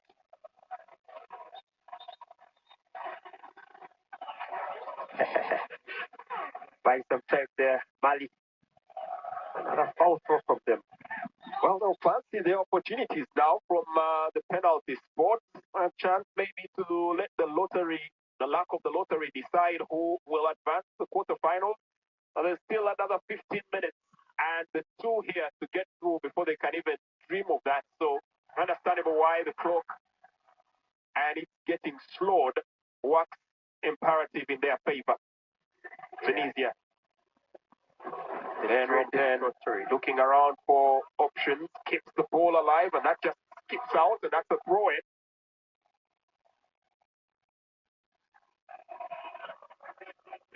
Wanted to take that quick, but options not availing themselves here for Ali Abdi. Just tries to pop that into the box area. Scampered away, hacked clear by Mali. Meria ventures forward, tries an incisive through pass, and picks up right at the edge of the box area. Then Romden tries to cross the ball in and earns the corner. Now the fist bump tells you everything you need to know about every single battle that is engaged in on the pitch right now. Yeah, very, very tense right now. Edge of the box area. Teased up. Measured in for the cross. Lovely ball. Diarra. Well, if Mali managed to get their way in this game, that man may be very key to being part of their man of the match performance accolades. He's kept an eye on the ball. He's been quite necessary every time he's been called upon. Yeah. And the first half of extra time has come and gone. Another 15 minutes await, and we are still in a stalemate. Mali 1, Tunisia 1, Clifford. Where does this end up now? Well, the chances are coming in very, very little. So whoever can just get that final detail of that ball to the box and create that chance and get that goal will definitely win this game. Otherwise, penalties are what awaits us after the next 15 minutes coming up. Yassine Meria had a chance to try and make amends. A shot from way off. Well, quite fancied a hopeful take on that. Although hope for more, it's now going to get to the point where a lot of speculative opportunities have to be taken. Anything goes. And maybe that man there, Yves Bissouma, may have to raise his game. His midfield has been a little lightweight compared to Tunisia, arguably so, given that they had a man less. Yeah. But they might want to impose themselves a little bit more, especially making sure that they offer the buffer that the team needs to launch successful counterattacks. Exactly. Him and Dieng have really been overworked in that middle of the pack to give cover to their defense that is also using a makeshift left back in Nene. So the workload has been a lot, and to go forward has been also a little bit difficult for them because they are worried so much about also defending. But they have done their job very, very well, and they will just want to keep it the way it is right now and hopefully go into that lottery of penalties where it's anyone's game literally to win. Oh, the center referee, Tom Abongile, has very much handled this one on a tight leash. A moment there, we're just seeing him auditing the names on his little list of misdemeanors, those that have strayed south of the law. Yeah, just counting the tally in there. He's done pretty well. He's been very solid in his decisions. He has stuck with his decisions, and VAR has not really come in to help him make any decisions. So kudos to him. I think he's really done very well in this game. And so we got for last time in open play in this match. Mali 1, Tunisia 1. Shot from distance, and the rebound ball stuck in. But the outside flag will instantly come up and cancel that out. Tunisia hoped to strike and pounce in early sequence, but they were too eager, a little too fast, quite anxious. Veras will only feel hard and done. Could have had the opportunity there. Yeah, clear offside there by Romdan. But a good strike from Tunisia. They used the stiffness of the pitch to get that strike across the pitch, and all Gerard could do was punch back into play there, giving Tunisia an opportunity to strike back. And unfortunately for him, it is an offside call, which I believe is the right decision. Well, a couple of Tunisian technical team are up in arms because there's a video assistant referee check. I'm not so sure that the initial decision will be overturned, especially having watched the replay. Yeah, it will not be overturned. But maybe there's a question on something in the build-up. I would be very curious here. Now, I think Robden was slightly offside when the shot was coming in. So by the time he was getting to the rebound, he was coming out of an offside position. So I think it is the correct call from the referees in this game.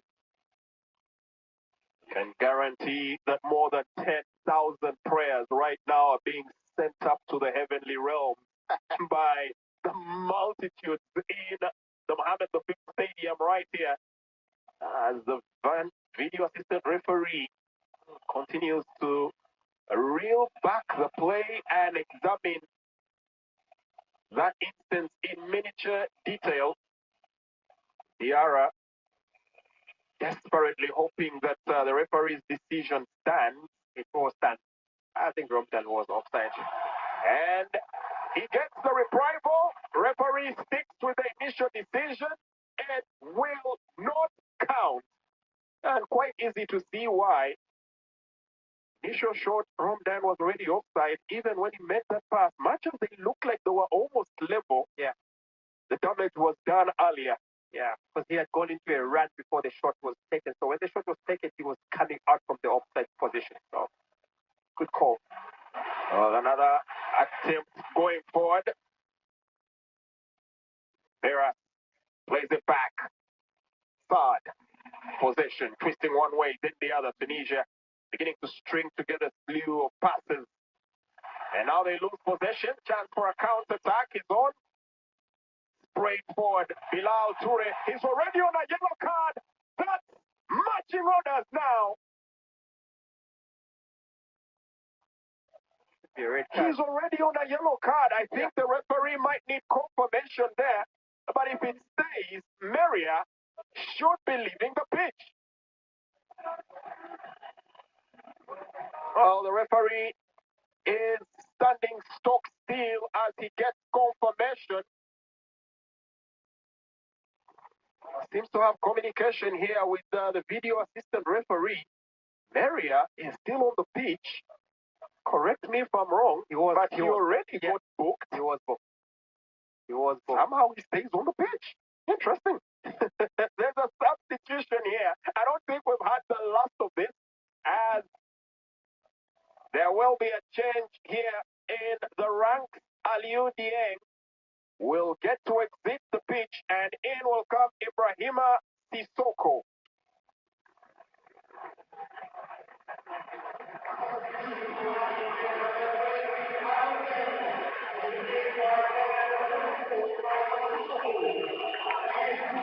I thought the referee gets to record his yellow card. I don't. For some reason, communication hasn't come into him yet. Because maybe I need to check my notes as well. But memory serves right. He picked up a booking for that free kick that led to the instance that gave away the penalty. Exactly.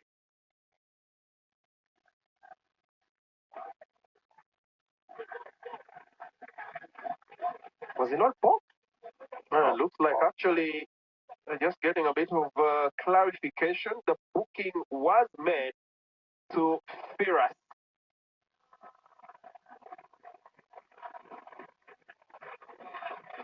The booking was made to Firas Chowat, the man right there on the pitch.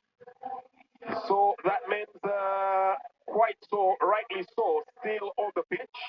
Apologies there. It's the first booking for Meria.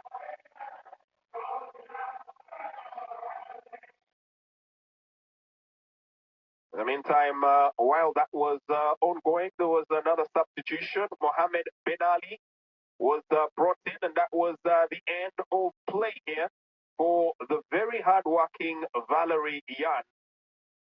Oh, he's run his socks dry after 110 minutes of play.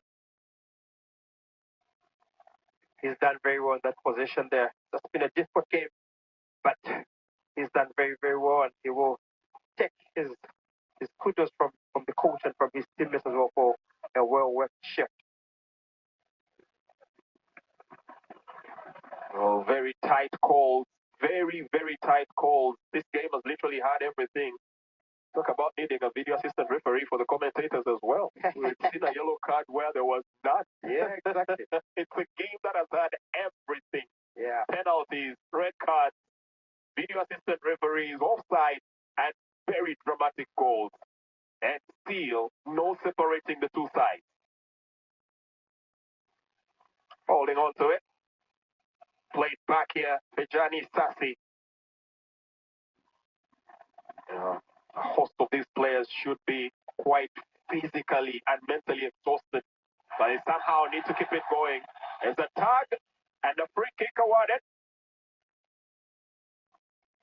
Smart play here from the live wire in Elias Saad. Yeah, he's really caused some problems for Mali since he was introduced. Not afraid to take on these markers, and he's been running at them all the time, looking to get into those positions where he can bring in a dangerous ball. like we saw when he created the goal that was scored, and he's trying to do the same thing here. No. It's a very, very good place to have a free kick in the dying stages of extra time like this, and they will want to make sure that they hit the target from this range. Lassana Koulibaly there with the universally known signal asking for a substitution. He's acquitted himself pretty well, having been deployed into the defensive slot since that red card. But now they must hold firm again. Played short. Ooh, missing to make contact with that ball.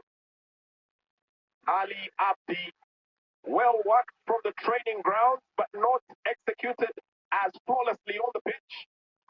A twist, a turn, the ball taken away once again. Ferras, will he fancy a shot? Well, opts to turn and look for options. And Nene denies that ball from having a straight path to his teammate. Out for a throw-in. 7 minutes.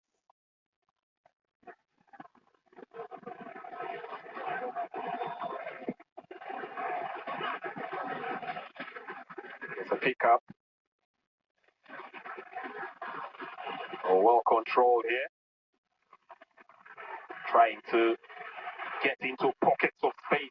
Elias Saad. Well, this time his game was well read here by Lassana Koulibaly. They keep the ball in play. Nene, Douglas. There's a foul off the ball. Referee seems to have spotted that. The play continues. Yabe. This is Osmane Kamara. Goes searching long up front for Bilal Toure. Very disciplined defending from both teams. They've not given each other any spaces to operate from. And it will just take some intelligent play to get themselves into where they are right now. And looks like finally fatigue has caught up here with Lassana Koulibaly. We did see him a couple of minutes earlier, asking for the substitution. The rain continues to beat down on all that are within the confines of the Mohammed V Stadium in Casablanca. He's worked extremely hard. I mean, playing in a makeshift position like that takes a lot of discipline and courage. You know, wanting to die a little for the team. And that is what he has shown out here tonight. He has been fantastic.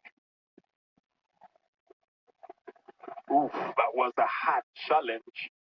And that was the reason why a straight red card was flashed to Woyo Koulibaly. The moment that looked like it might settle the tie as Perez popped the ball into the back of the net before a penalty a few minutes later was awarded. Sinayoko dispatching of it, cool and calm. Goalkeeper got a touch, but it wasn't enough. And it brings us to 5 minutes left of open play. Substitution. Lassana Koulibaly will feature no longer in the game. In his place, Hamari Traore, the man that plays for Paris FC, will take his spot on the pitch. And a substitution that many might have anticipated would have come much earlier for Mali, especially with that booking having happened. But at the moment, they do bring on the former René's captain, man that loves to overlap and is very good with his ball retention capacities. The 33-year-old Hamari Traore. Yeah, just shows the trust that the coach has in Lassana Koulibaly to slot him into a position that is not really his position, and when you have got defenders on the bench. So great break from Lassana Koulibaly there, and hopefully Hamari will want to see this game out and continue the work that Lassana has been doing.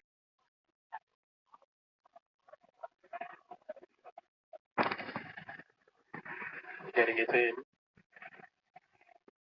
Looking to get that ball past Amari, unable to do so. Now nicely intercepted here by Abdoulaye Diaby.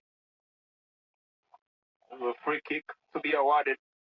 Abdoulaye Diaby was voted the best African player at the under-17 AFCON in 2017.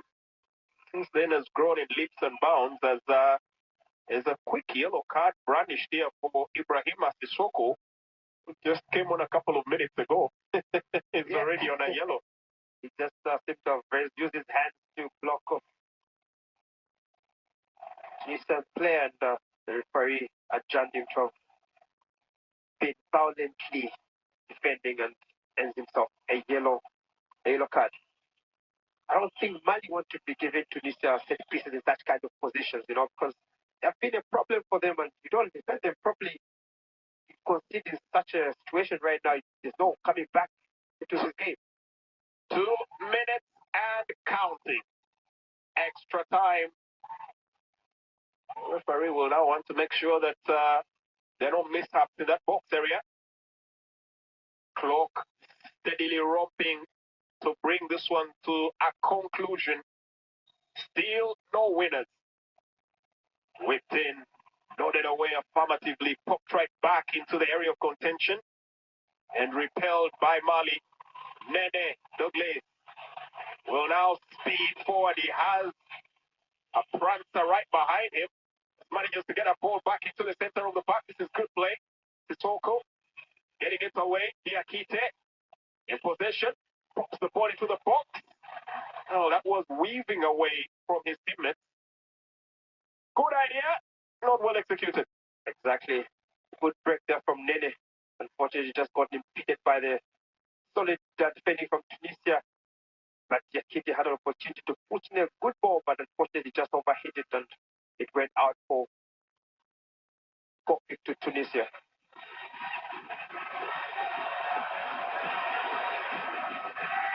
Tunisia have been very patient in this game. I mean, they've got a man. A little too patient for their own good. Exactly. And they have not wanted to really open themselves up, and they've just tried to be patient and just keep it tight. And unfortunately, it has not worked for them.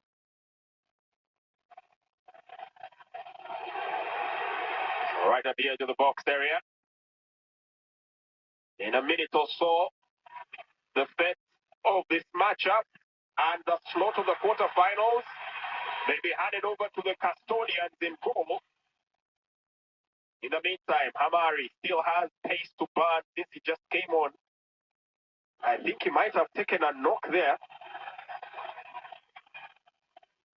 Looks like he recovers timely, and he'll be able to bolster on as we get confirmation that there will be no less than 2 minutes of time added. Diakite, the back heel is on. He continues up a rounding run out to the left, skipping away from one challenge, trying to drift in for a second. That's a foul. Is this the moment? Could this be the opportunity? Yeah. The fans are getting fired up by the players on the pitch and those on the touchline. They sense that the ominous writing could be on the wall here for the Eagles of Carthage. But they must make it happen. Very good footwork there from Diakite. Just skips. He's cool and the ball sticks to his foot and does a good body shake there just to get the Tunisian defender out of the way. And all he could do was foul him. And after such kind of good play, he will want to whip in a good ball that could literally win the game for Mali in the last minute of extra time. It was his cross that led to that penalty right at the net. He's fouled. He gets to deliver. Can he pop in a ball that could give them the opportunity to smash and grab? Whipped in towards the far post. Oh, the connection. Oh, not exactly as he had envisioned it there. Ibrahima Sissoko, the man that plays for Bochum in Germany. Well, maybe that ball going a little too far back. Yeah, you could see what he was trying to do there, bring it down, but unfortunately, the execution was just not the best, and he lifted up, and that is all she wrote. Oh, the referee gets confirmation, and open play is done.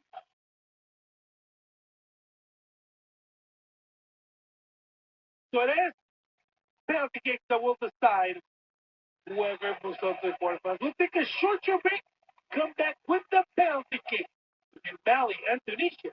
Right here.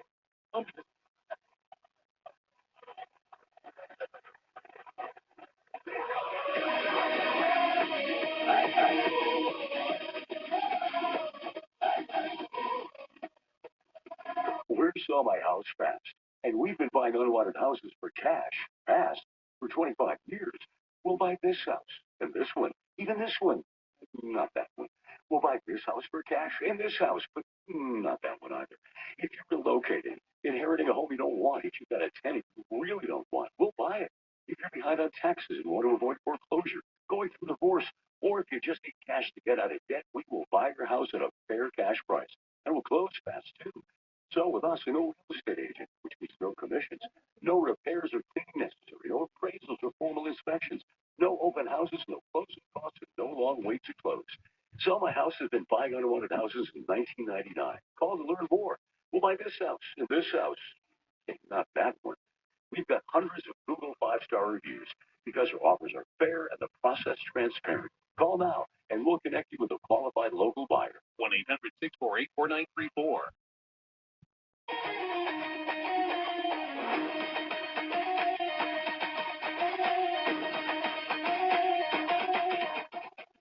So it is felt to get QRB Sports winner. We'll move on to face Senegal. It's been a valiant effort from Mali and a really bad game from Tunisia. There's no other way to say it. A red card early in the game for Mali. And Tunisia was completely ineffective in the later minutes of the game. Minute 26 was when the William Koulibaly red card showed. Tunisia went ahead a minute 88, and then they just blew it. A handball in the box, a minute 90 plus 6. Opened the door for extra time, where they had half an hour with American superiority. Couldn't do anything. So for over 120 minutes of the game, Tunisia had a man advantage for over 90 of them, and they couldn't get the job done. We'll see what happens in the penalty shootout. Of course, Tunisia is going to be tight, going to be stressed, going to be pressured. Mali, nothing to lose. Did the best they could do to get to this spot. They have good penalty takers. I'm guessing we will see Inayoko once again shooting. We'll see who wins the coin toss, who decides to shoot first. Once again, the winner faces Senegal on January 9th in the quarterfinals. And that's the beauty of the tournament. That is the beauty of the tournament. There's stories, there's surprises, and there's everything in between. And that is exactly what we're seeing today. We'll see what happens in the penalty shootout.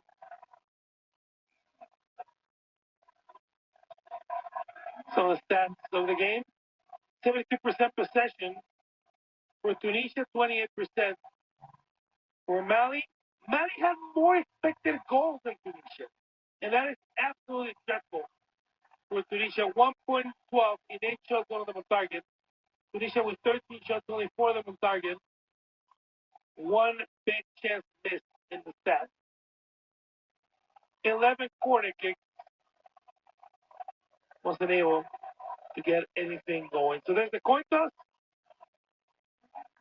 And we'll be ready to turn it over to our play announcers for the penalty shootout kick. Obvious.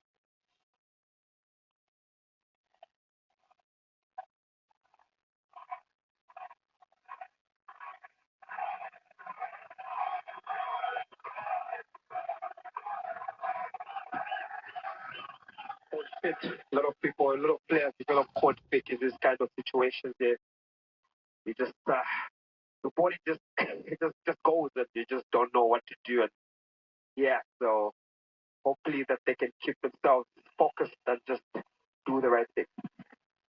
Well, guess who steps up first? It is Yassine Meria. And we'll take the first penalty here for Tunisia.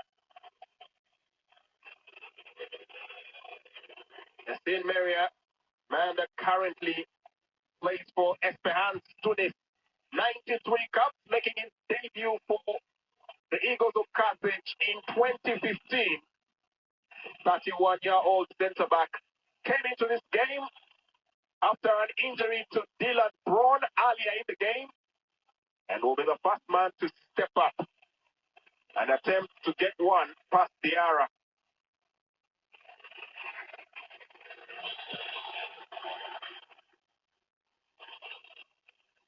Oh, the stadium is an absolute bedlam of sound. It's going bonkers in here. Lines up, steps in, straight, nails it, top in. Oh, you can't keep that out. You just can't. Quality. Quality from the man that literally sent this game to penalties with his handball. And he opens up with a beautiful penalty. He will definitely love that one. Well, that's experience there, and it shows.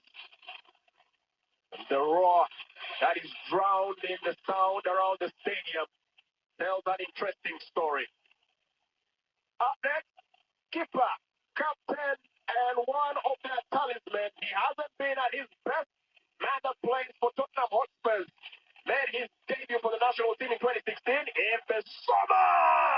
Sends it sky high. You don't want to be that player, but it's the misfortune that befalls Bissouma.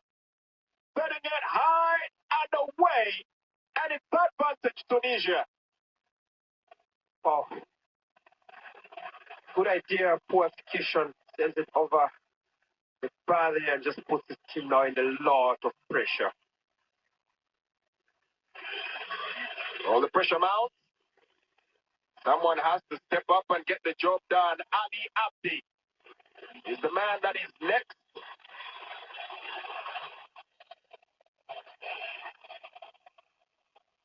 Plays for Nice. Pass it high! Similar shot! Oh, would you believe that?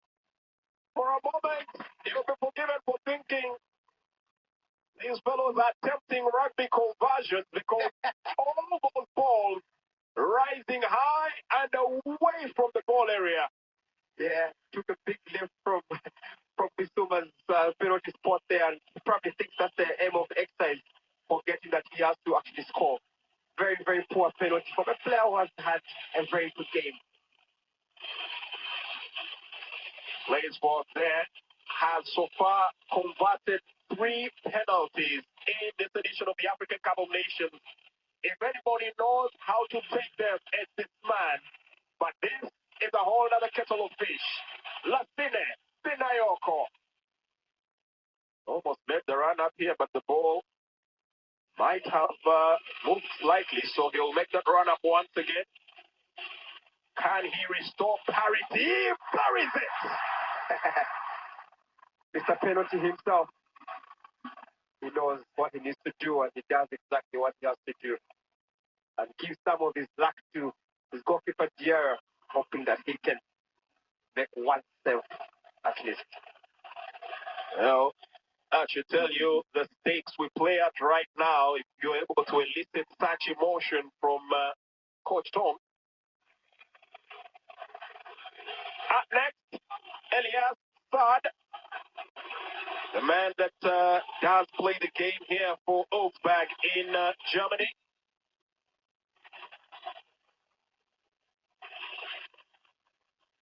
Need to put Tunisia back on the front foot. Calmly, coolly rolls that to the back of the net.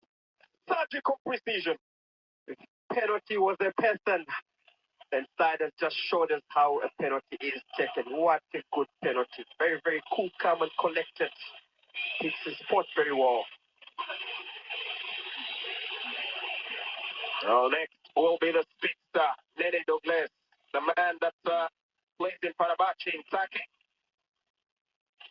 22-year-old who made his debut for Mali in 2022. Doesn't have a very elaborate run-up to penalties normally. Just hits it and strikes the upright. The clang of the penalty pole. And all he can do is doing to hold back the emotion. But now Mali, once again, find themselves in a very difficult position. Oh, very, very difficult position indeed. A hard place at the rock for Mali now. And Diarra does not look like he's saving any penalties tonight. Well, neither has, none has. And now it's Mohamed Elias Ashori that steps forward. Another one who's very consummate from set play. Man plays for Copenhagen. Could give Tunisia the advantage here. Makes a slow run up, and the goalkeeper Diarra keeps him in the game. You wanted a goalkeeper to make the save. Well, there is the man that applies his strength for young Africans in Tanzania. And he's doing the deed and doing the most to keep the Mali Eagles flying in this game. He does deserve a penalty. He's been brilliant for Mali, and he makes a really, really good save. He kept his feet on the line, and very, very poor penalty, and a good save from Diarra. Well, would you believe this? The pressure on Diakite, sky high. The mind game played now by the goalkeeper, David. It's a run up, and it's to the roof. He has a right smile that seems to say, play your game all day. Yeah. I am feeling this. Cheap penalty, and back pressure is back on Tunisia now, because now they have to score this one. Otherwise, Mali could be looking at taking the winning penalty. But a good penalty from Diakite, just sends it right into the middle of it. Good height, good power, good penalty. As one of those players that just has to remind you that at the end of the day, it's a game, and he's here to play. He always has the element of play. Yeah, very skillful. Mohamed Ali Ben Ramdan will step up for the all-important penalty. Both teams have converted 2 penalties. Both teams have blocked 2 penalties. He must score. A small casual run up, and the goalkeeper Diarra putting him a mile away. Well, the headlines might be writing themselves right now, and it's the man Diarra that will cover himself in glory if only the next penalty smacks the net. Yeah, history about to repeat itself for Tunisia in the penalty shootout. They're about to be knocked out once again in the penalty shootout. Well, there's that old saying, heavy is the head that wears the crown. I can guarantee you, heavy are the boots right now of El Bilal Toure.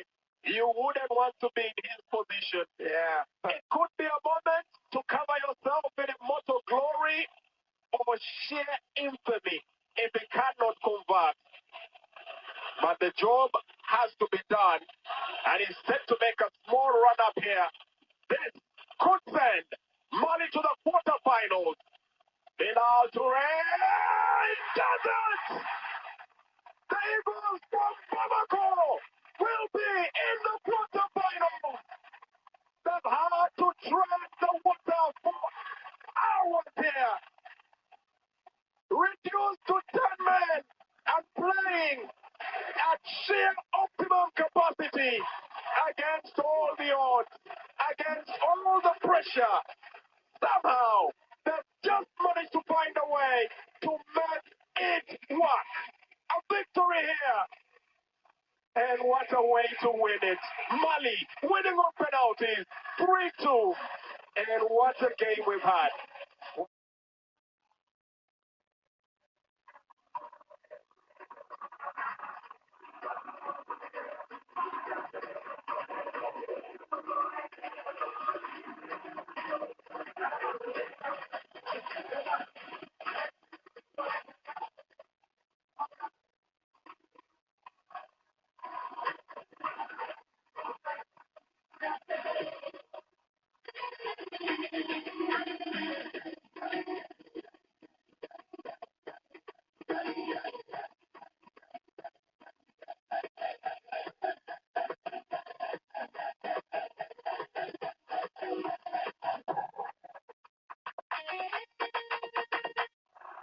beIN Sports broadcast of the Africa Cup of Nations is presented by Western Union.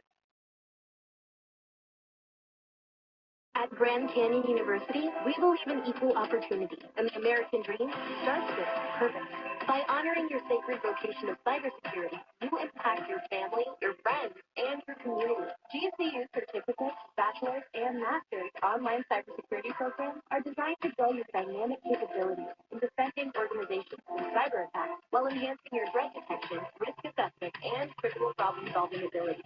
Find your purpose at GCU. Visit gcu.edu. Guys, how frustrating is it to find a great pair of jeans? They never have the right color, style, or size. Too tight here, too loose there, too long here. I have the perfect solution for you. M. Taylor Custom Jeans. Stop spending hours trying stuff on. Download the free M. Taylor app on iOS or Android. Standard jeans use just 2 measurements. M. Taylor Custom Jeans use 7 different measurements to give you the perfect fit. Design your own custom jeans for just $79. Choose from hundreds of styles, delivered right to your door. Download the M. Taylor app. M. Taylor measures you digitally and is 20% more accurate than a professional tailor, all from home. It was so easy to be measured by M. Taylor. It took less than 30 seconds. This is definitely my favorite pair of jeans. They fit perfectly. To get custom jeans, shirts, or suits, your phone can measure you right now with free shipping and a money-back guarantee at just $79. Get your new favorite pair of jeans today. M. Taylor, available now on the Apple App Store, Android, and mtaylor.com. Are you waking up in the morning with a sore jaw, headaches, maybe even ringing in your ears, all because you're grinding and clenching your teeth at night? That's exactly what was going on with me. That's when I found this, the Brooks Night Guard. Now, the Brooks Night Guard redirects the bite force away from the back teeth, reducing jaw pain while still protecting the teeth. This unique design is what makes Brooks Night Guard different from all other traditional grind guards. Go to brooksnightguard.com and order yours today. Ligue 1 returns with a clash between 2 historic giants. Monaco, desperate to bounce back. Lyon, determined to claim victory. Today, on beIN Sports. The strong heartbeat of Turkish football. Epic, undeniably powerful. In a land where East and West meet, football is more than just a game. It's a way of life. Galatasaray, the pride of the lion. Fenerbahce, the power of the legend. Besiktas, the roar from the heart of Istanbul. Trabzonspor, the spirit that never surrenders. A country divided by color, and yet united by the same passion. Every match is a battle. Every stadium is a temple. Here, football isn't just play. It's every heartbeat of the Turkish Super. Every week, all season long, live on beIN Sports.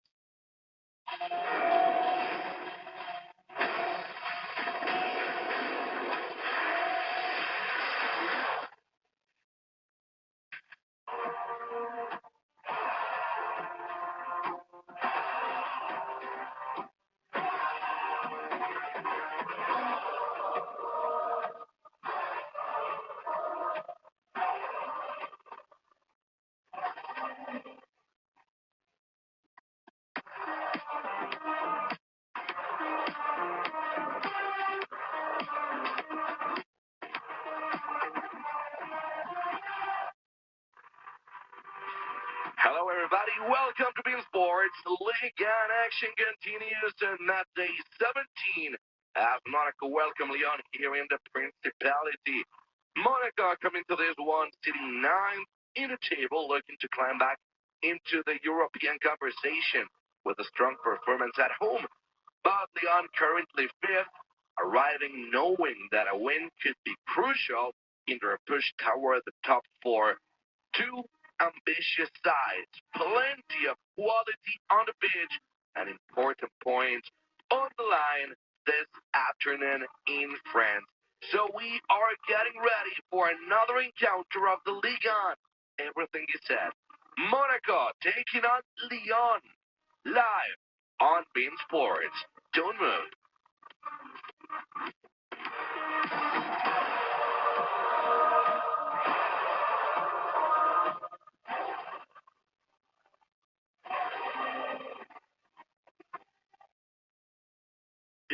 Fubo. It's a better way to watch ESPN and other top sports networks. Plus, get coverage of your local teams all year long. Start watching at FuboTV.com. When you think work, you think boots. You think boots, you think heavy equipment. Heavy equipment makes you think welding and hammering without burning and smashing, which means you're back to thinking work. And when you think work, you're thinking Harriet. I'm a nutritionist, and I've always focused on physical health, but not so much my financial health.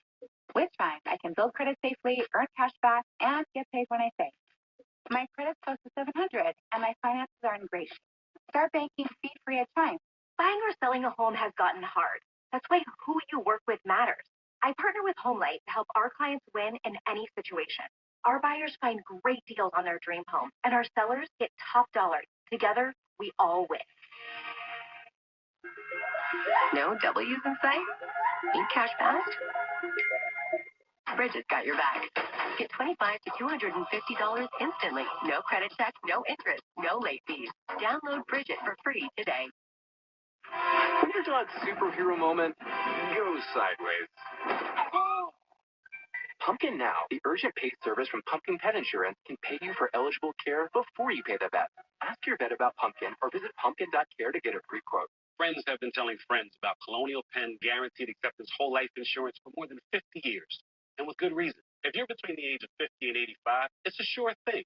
Your acceptance is guaranteed because full benefits are not paid in the first 2 years. And the price? Options start at $9.95 a month, less than 35 cents a day. With Colonial Penn, your rate is another sure thing. It will never increase. And you should know this coverage can last a lifetime. Call today. 1-800-283-1005.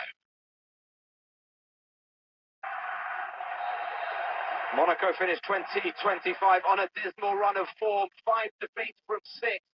Today's contest is a chance, though, for Sebastian Pocagnoli's men to begin afresh with Lyon visiting the Stade Louis II. Lyon already on the attack, and Radecki has to punch the ball away. Clash between the Finnish international goalkeeper and Pavel Schultz, the Lyon attacker. Quality ball, this from Corentin Tolisso. Radecki, in the opening seconds of the game, shows that he was switched on.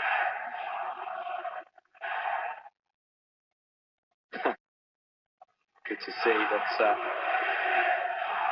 the game certainly at the start is being played in good spirits. Schultz giving Radecki a pat on the shoulder before getting up. Both goalkeepers today were born in Slovakia. Lukas Radecki went on to represent Finland. He's played 103 times for his country. Dominic Greif, the Lyon goalkeeper, an international with Slovakia.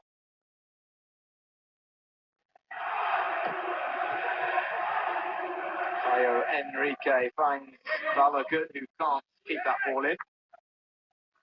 The former Arsenal man, following Balogun, who will be hoping that this is a big year for him. He certainly in contention to be the United States starting striker at the World Cup in the summer. Needs to be in good club form to secure that role. Tilo Kehrer into Teze.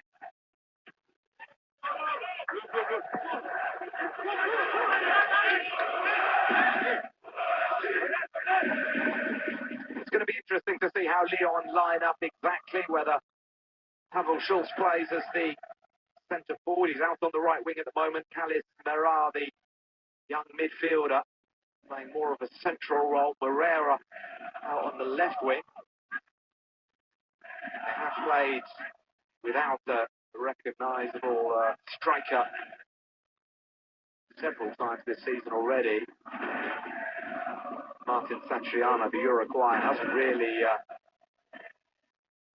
lived up to his billing as Akliuch's pass is looking for Balogun.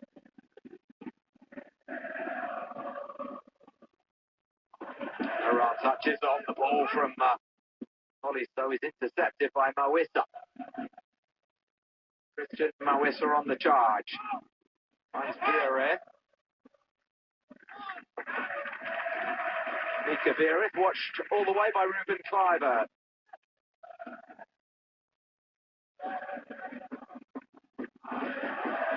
Ruben Kleiber getting a run in the Lyon side because Moussa Niakhaté is away with Senegal at the AFCON. Paulo Fonseca was happy to welcome Clinton Mata back prematurely after Angola were eliminated. He's been put straight into the starting 11 today. 100% of Monaco's goals scored inside the penalty area. They haven't been especially prolific.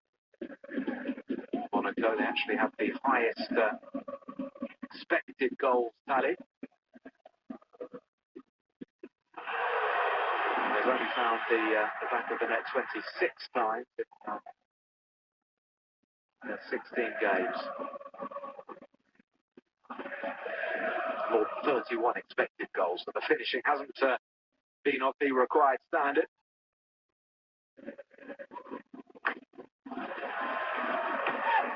Monaco win it back high up the pitch here. Balogun.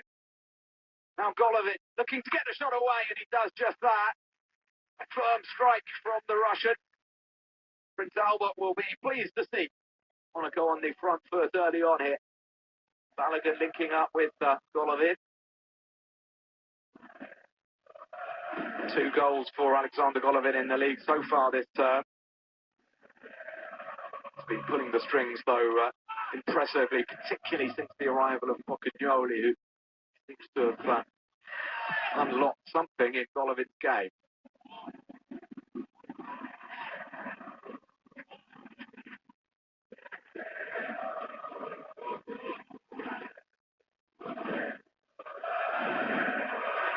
Kluivert forward. Maitland-Niles now to Kalis Merah. The 18-year-old to Mata. Merah turns. He's blocked momentarily by Golovin.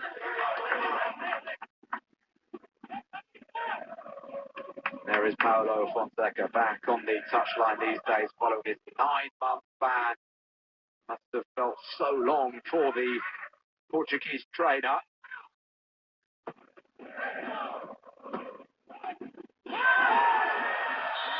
Foul there from Tyler Morton. A little bit late. The former Liverpool player. Catching Koulibaly.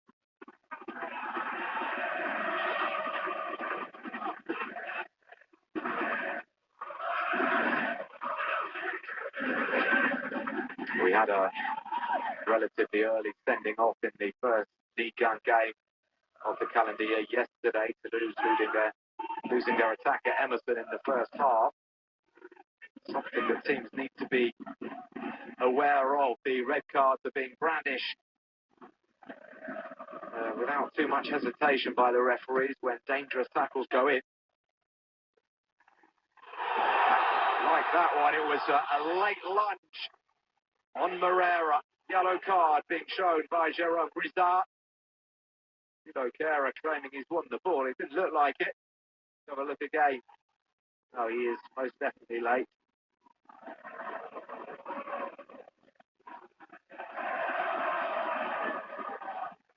Kera needs to be very careful now. He's already picked up 2 red cards this season, including in the last Ligue 1 contest for Monaco at Stade Louis II. Despite his late sending off, Monaco held on and defeated Paris Saint-Germain by a goal to 0. Well, Radecki is also down, as well as Afonso Moreira, the Lyon winger.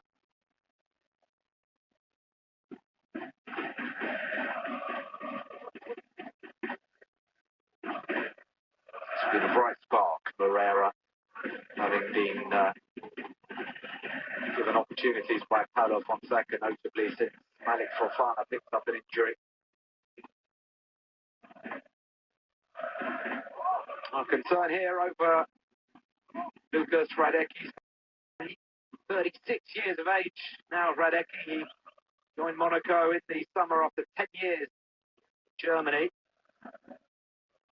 Philip Kern, his replacement, is getting himself ready. The 7 appearances this season for Radecki. He's already had a lengthy injury layoff.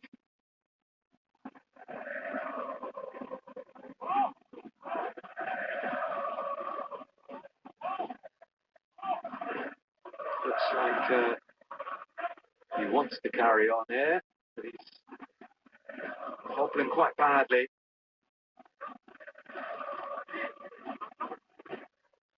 Rocagnoli may well be forced into an early change here.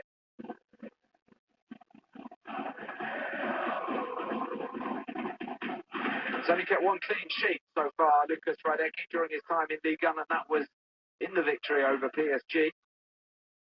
1 clean sheet from 7 appearances. It's fair to say his Monaco career just hasn't taken off as of yet. Goalkeeper who won the league title with Bayer Leverkusen 2 seasons ago.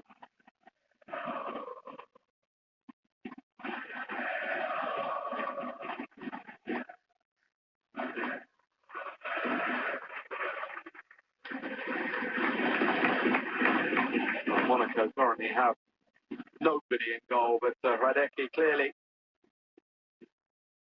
is in trouble. He's hobbling down towards the dressing room.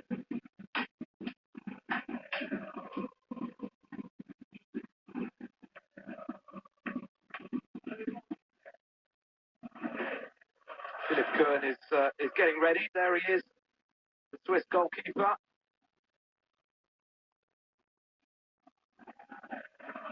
27 years of age. He's in his 3rd season at AS Monaco, and the goalkeeping position, I think it's fair to say, has been a problem for Monaco for some time. Kern certainly hasn't convinced as of yet, but he's got an opportunity here.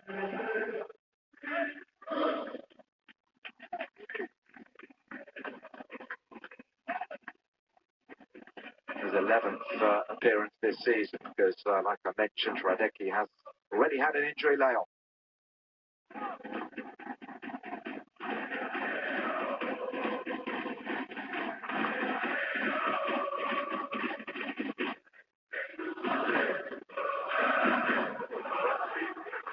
It's all taking time.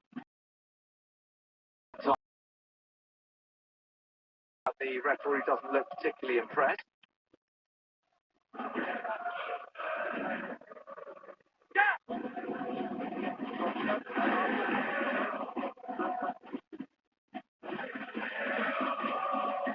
Philip Kern, who joined Monaco from Salzburg for €8 million back in 2023. He was competing with Radoslav Majewski last season for the #1 jersey.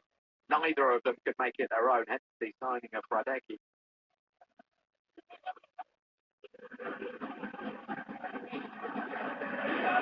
A couple of problems then for Monaco. Thilo Kehra's yellow card and the change they've been forced to make in goal.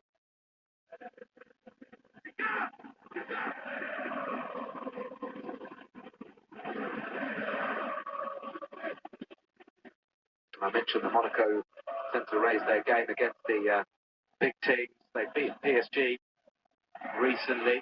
5 defeats in their last 6 games, but the 1 game they didn't lose was the victory over PSG. They also did the double over Lyon last season, so there is cause for optimism. Monaco have defending to do for the moment. Tyler Morton delivers the free kick. It goes a long way in Tolisso. I think he got a slight touch, not enough on it though to deviate the ball beyond Kern. Immediately the goalkeeper's called into the action. Well, perhaps he doesn't touch it at all, Tolisso, but it was a dangerous moment. Balogun touches on to Golovic. Back to Folarin Balogun. Chance maybe for the American. couldn't quite get it under control, and Dominic Grice came out to collect.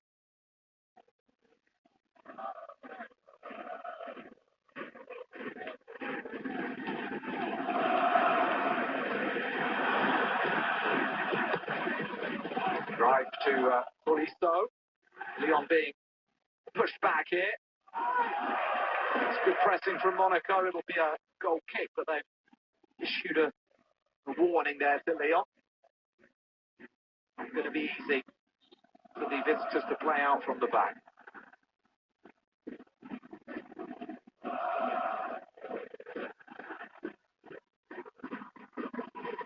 Jordan Tezzi, the Dutchman, come forward from the midfield to try to close down the Lyon defenders.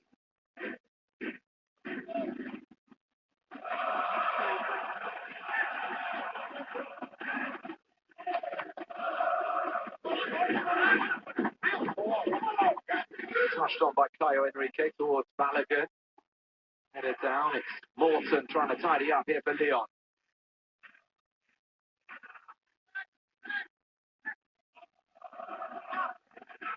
Clinton Mata makes an air shot, and Monaco have the throw. Good turn from Balogun, the cutback. Lyon just about repelled the danger. It'll be a corner to Monaco now.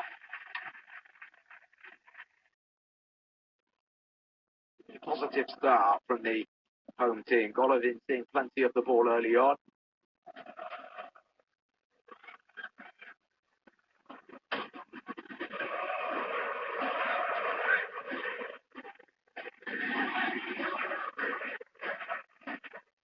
The Monaco captain to deliver. Headed away by Lyon at the near post. Akliouche now. Akliouche crossing left-footed. Good stop by Grive. All hands to the pump at the moment in the Lyon defence. The ball broke quite kindly. And it was half a chance for Koulibaly. Tight angle.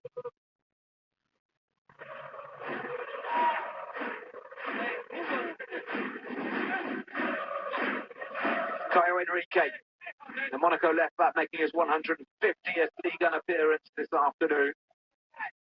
He'll take the corner. And in swing of the whistle's blown. He's a dead ball specialist, Caio Henrique. Only two other players playing in the full-back or wing-back position have contributed more assists than him since he joined Monaco in 2020.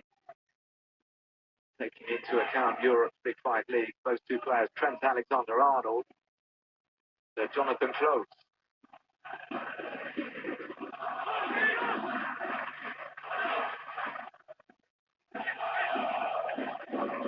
Here's Salisu. Monaco building from the back with Golovin now.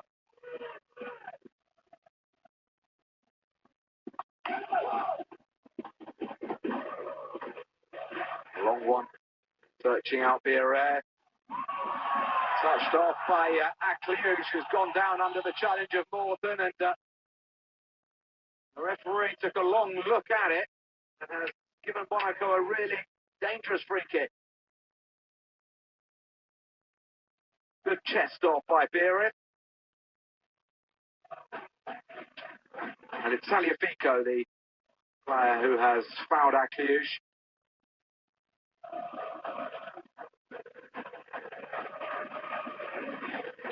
And this is ideally positioned, particularly for a left footer like Caio Henrique. Akliouche is hurt, being helped up though by Mamadou Koulibaly.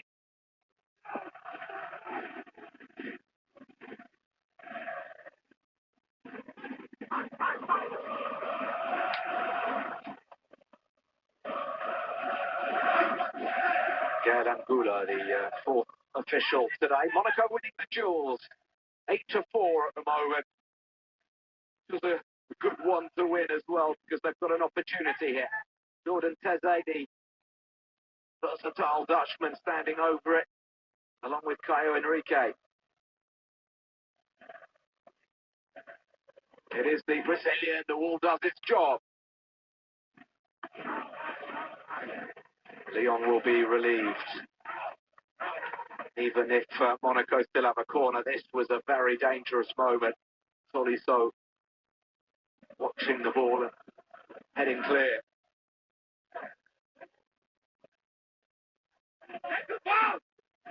Another Golovin corner. This time it goes to the far post. Again, Lyon deal with it.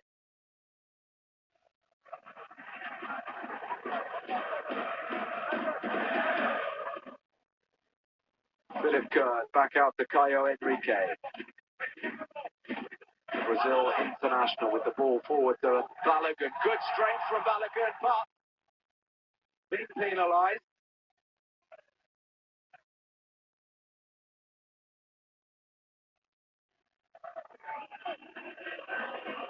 It's Clinton Mata who has gone down.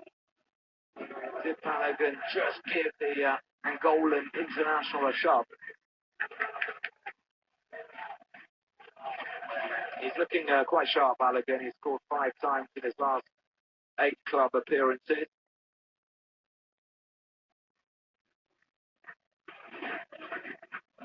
Pocagnoli has mainly used following Balogun as a lone striker, but today he's opted to go with Vera alongside him.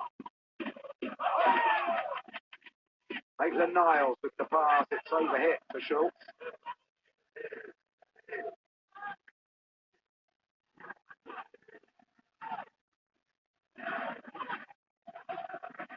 Koulibaly to Caio Henrique. Tolisso, Maitland-Niles now. Morton forward, touched off by Marat. Lyon looking to close the gap on the top 4 today.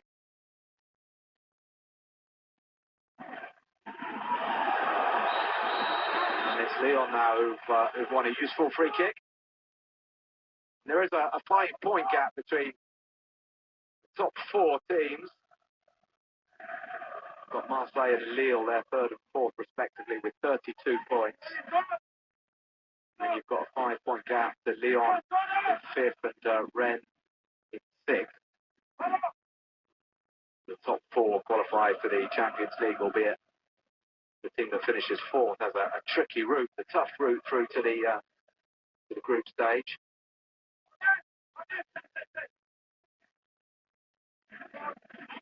It's further out, this one, than the Monaco free kick, but some players prefer the ball to be a little bit further out, as gives them more chance to get the shot over the wall and then down again under the bar. Tyler Morton. Morton also plays it into the wall. Lyon continuing to apply pressure. It's well defended by Kera. Goal kick to Monaco.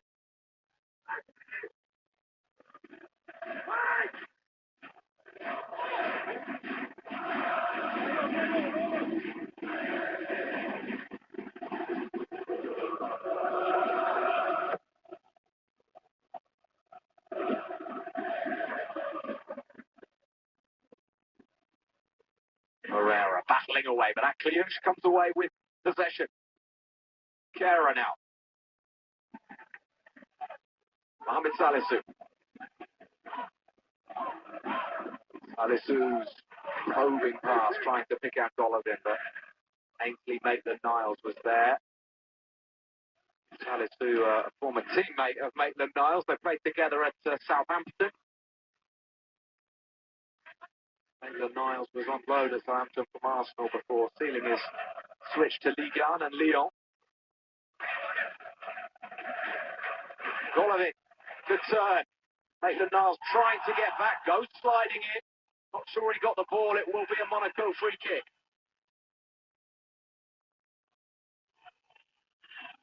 The Englishman trying to impose himself here against Monaco's captain, but you can see there, Golovin's touch takes the ball away from the Lyon fullback. He's fortunate, I think, to get away without conceding the free kick there.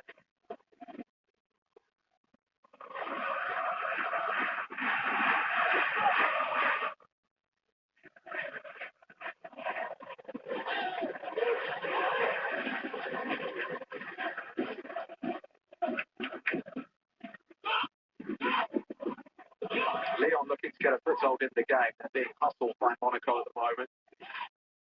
Monaco looking the more dangerous. Now it's trying to turn. He's hurt his opponent, Herrera. Yeah, the left arm flailing somewhat towards Herrera's face. Playing out of position today, Christian Moissa. He's a left-sided defender. Can play centre half or left back, but he's operating to Monaco's right back today.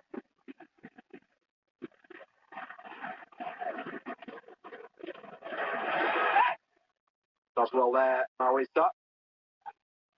Monaco can come clear. Koulibaly's pass, I think, asking too much of Pierre.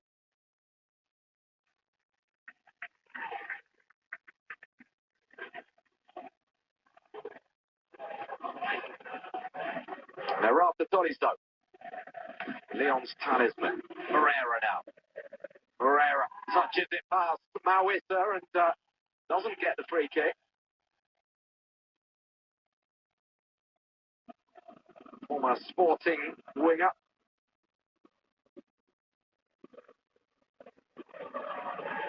Needs to make the most of his chances before Nuama and Malik Fofana return to injury, returned from injury, sorry.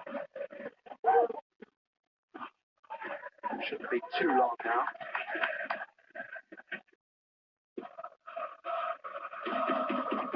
Here's Akliouche coming deep to get more of the ball. Manius Akliouche. Lovely pass. Mika Behrith. Got Balogun in the middle. Looking for Balogun. It was just too far in front of him. Vincent Mata went down as the ball was played in. Super first-time pass from Akliouche. There was some contact from Balogun on Mata.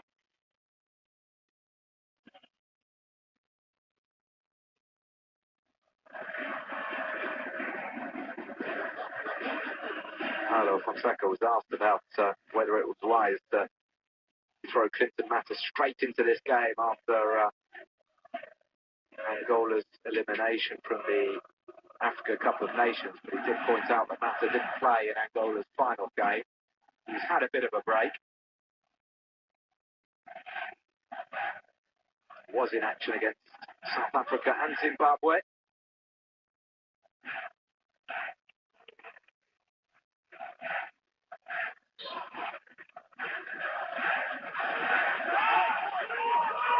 Well, we've had just 7 minutes and 10 seconds of playing time with the ball on the pitch in the first 20 minutes. It's been very stop-start. Long stoppage as well for Radeki's injury.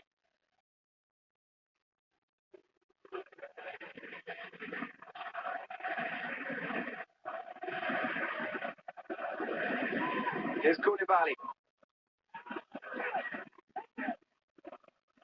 Monaco missing both Zakaria and Camara today. The two first-choice central midfielders. Camara at the AFCON and Zakaria suspended. Salisu. Akliouche first time, but straight to Morton. Aliafico forward. Strong running by Tolisso.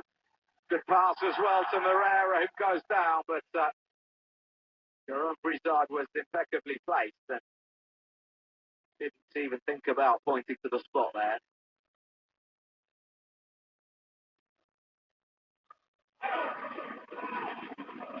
No, certainly no suggestion that Moisa has made a foul. Herrera holds his hands up and say, "Yep, I went down, but I'm not claiming a penalty there." A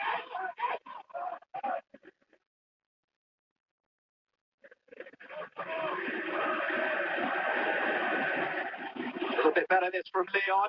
The touch off from Tolisso for Morton. Big chance. Philip Kern gets down and denies Herrera. Leon's best chance of the night so far. First here from Maitland-Niles. Helped on by Tolisso, who was fouled, but the referee quite right to play advantage. And Moreira with a slightly underwhelming finish. Lacked a bit of conviction in that shot.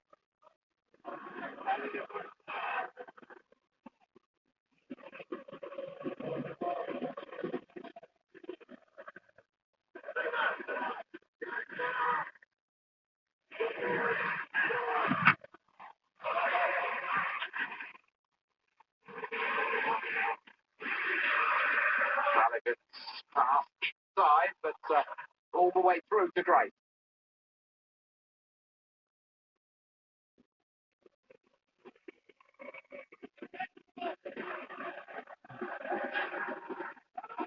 Ara back to Tagliafico. Interesting to see Abner Vinicius, the Brazilian left back. He's playing in midfield at the moment for Lyon.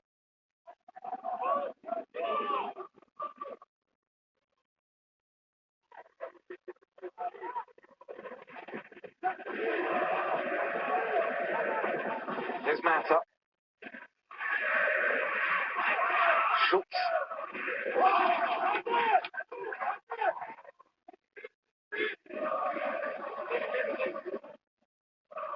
Well, two bright coaches, no question about that. Paulo Fonseca and Sebastian Rocagnoli. Fonseca has done very well with a squad that is quite clearly unbalanced. Lack of attacking options. When you compare to the squad that Lyon had last season. No Lacazette, no Mikatase, no Ryan Cherki. They haven't been replaced by established players.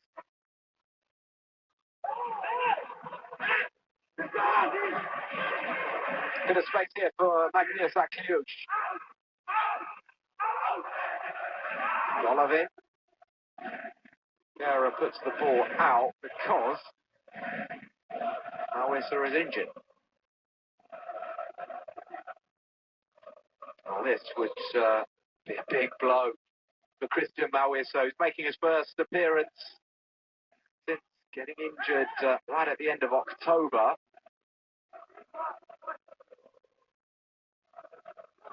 We just don't want to start the new year with new injury. It was that hamstring problem that he got the game away to Nantes. Incredible game, man. 5-3 Monaco win. Subsequently 2 months out on the sidelines, and he's going off again now.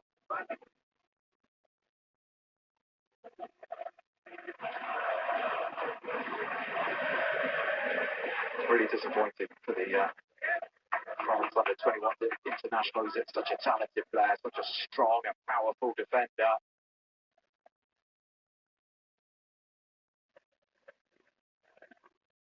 Monaco are going to have to make, I think, their second substitution already in this first half.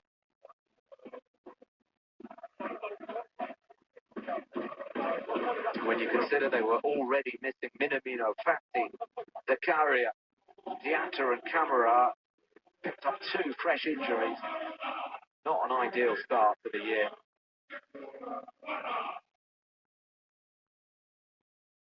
Another young defender coming on, Kasuma Ouattara, who, like Mawissa, is a left-sided player. Whether he plays at right back as a direct replacement for Mawissa here remains to be seen.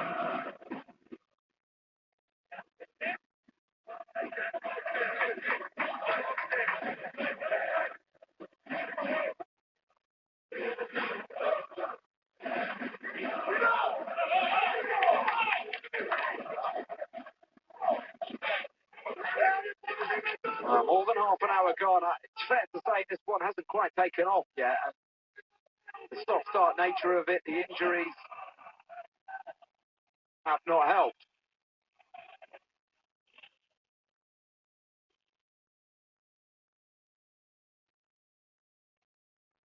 Philip Kern for Monaco. Ouattara has got himself ready. He's not on yet, though. Monaco playing with 10 men.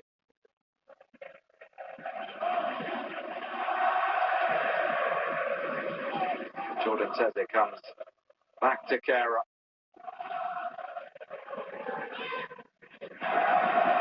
Jordan Teze's versatility has been valuable to Pocagnoli during his injury-plagued period. He slotted in a right-back, centre-back, central midfield. Playing in midfield today, Jordan Teze, but just helping out a right-back until Kassim Ouattara comes on.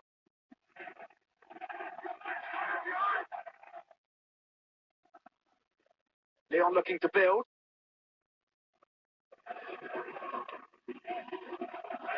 Morton finds Merara, now Tolisso. Moreira. Ball breaks to Viera. The Danish international. Such an electric start to his Monaco career. This season has been much tougher for him. Akliouche. Koulibaly to Salissu's got to be careful here. Schultz making a nuisance of himself, and Salissu does well. Gets his composure.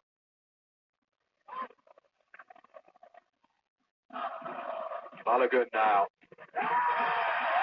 Balogun, well, those two are having a right old go, aren't they? Mata and Balogun. It's been a fascinating tussle, and this time the American getting the better of the Lyon defender.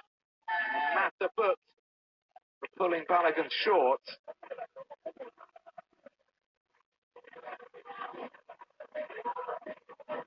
Can't have too many complaints as Kassim Ouattara finally can come on now for Monaco. Did really well, Balogun, to get up so quickly.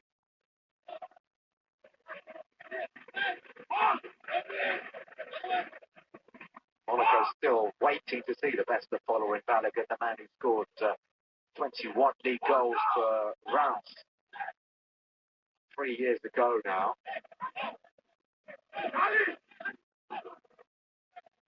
He has had injury problems though at Monaco, and this is Caio Henrique, headed away only as far as Akliouche. He missed cues.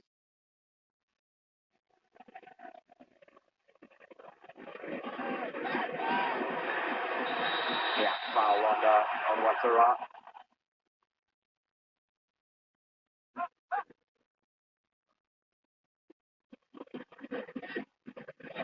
Little push in the back, that's all it needed from Schultz to knock the substitute off balance.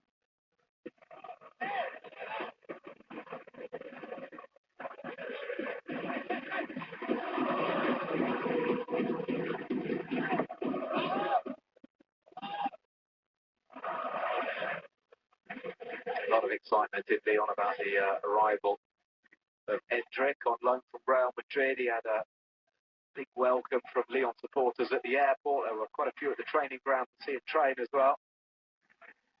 Tolisso. Moreira.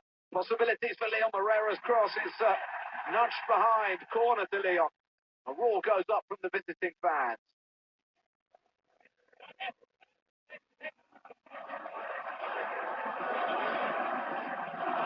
Hendrick will be available next weekend. Lyon playing away to Lille in the Coupe de France, having secured their passage with a victory over Saint-Cyr-Collonges just before Christmas. They're in the last 32, along with Monaco. Monaco are up against Orléans of the third tier.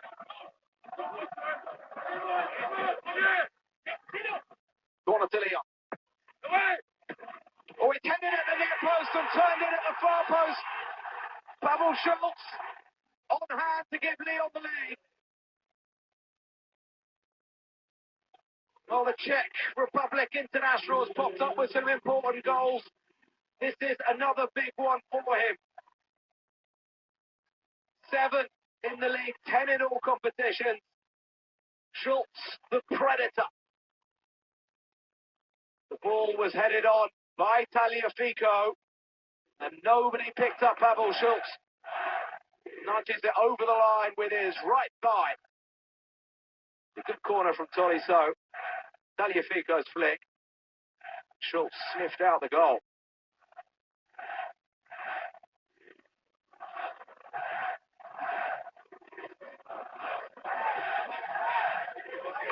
Well, Boccagnoli will be feeling pretty bad because that was, I think, Lyon's first big chance. They did have one chance, didn't they? Moreira seeing his shot saved by Kern, but most of the play has come from Monaco. But they're behind it. First blood, Lyon. His statistics are quite impressive. 10 goals and 5 assists in all competitions for the former Victoria Pilsen player.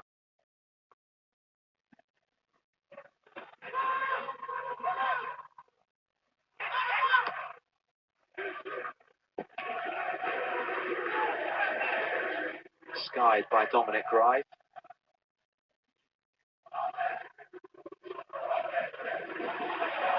Now, can Monaco respond? Actually, with the pass.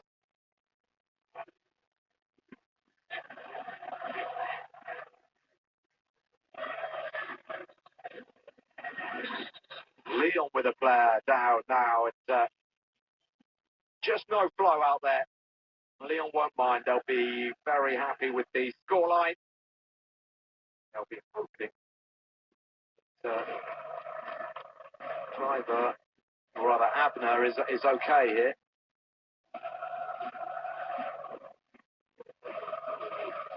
Actually clashed with his own teammate Tyler Morton.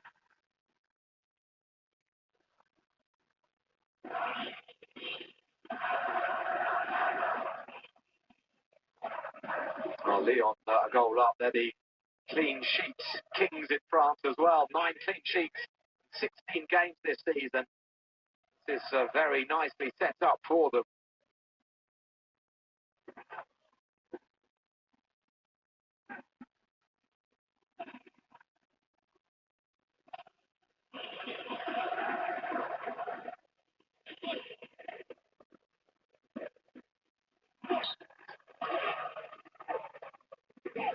Tagliafico with the throw in.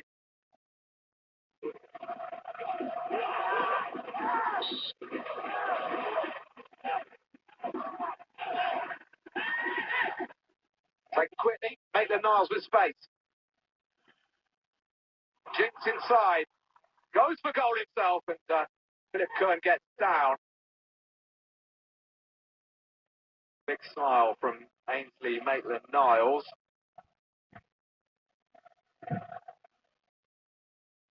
Shooting with the outside of his right boot there.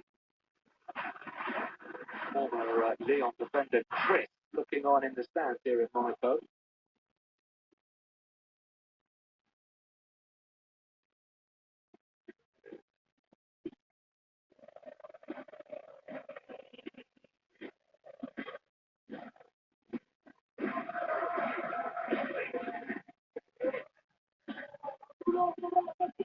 Caio Henrique. There'll be a fair bit of added time at the end of this first half. It's a poor pass from Caio Henrique. Monaco would love to get level before the break. Tolisso. Golovin fouled by Lyon's number 8, Corentin Tolisso. A lot of talk in the media about Tolisso being a Central France call-up before the World Cup. Didier Deschamps has been asked a lot about him. He has been in excellent form this season for Lyon.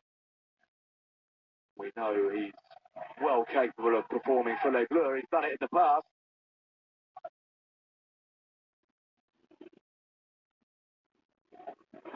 Here's Ouattara.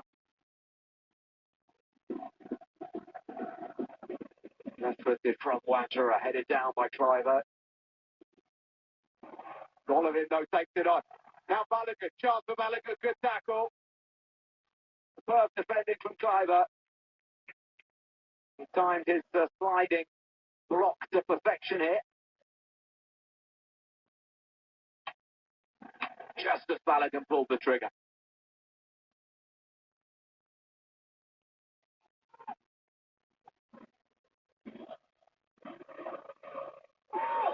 Corner right side. Leon scored from a corner. Can Monaco respond? Caio Henrique. Bogolovic. Back to the Brazil international. Caio Henrique. Is he fouled? Not according to the referee. Monaco's left back is still down as Golovin goes on the charge. He doesn't get the free kick either. Marat.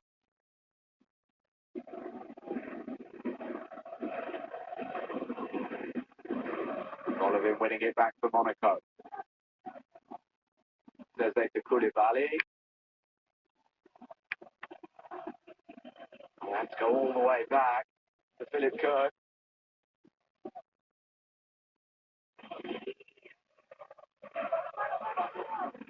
Salisu.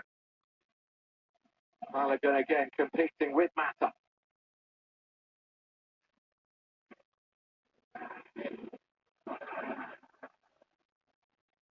They're trying to play with intensity, Monaco, but Leon resisting really well at the moment. Another stoppage as Herrera this time clashed with Wanderer off the ball.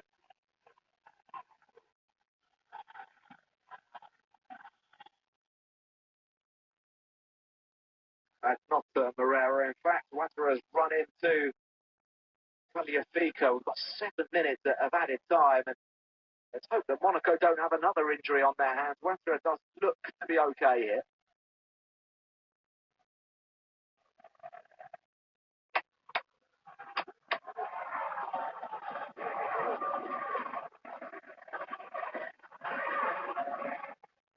It's been a physical all game, but it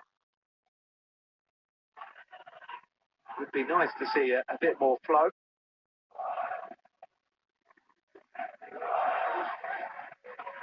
He's just taken advantage of a slight lapse from following Balogun, who was marking him. Schultz nipped it, anticipating, I think, the header from Tagliafico. I think the 7 minutes will be changed to 8 because we haven't played yet in added time. You can see a win here would take Lyon to within 2 points of both Marseille and Lille. And Champions League qualification would suddenly become a real possibility. Oh, Herrera coming. Did he get there ahead of the keeper? Schultz wants a penalty. Herrera does as well. Philip Kerr not totally convincing that. He got something on the ball. He's probably gonna get away with it. VAR will have a look, I'm sure. Good chip through. Herrera. Not sure Herrera gets a clean touch on the ball. No penalty.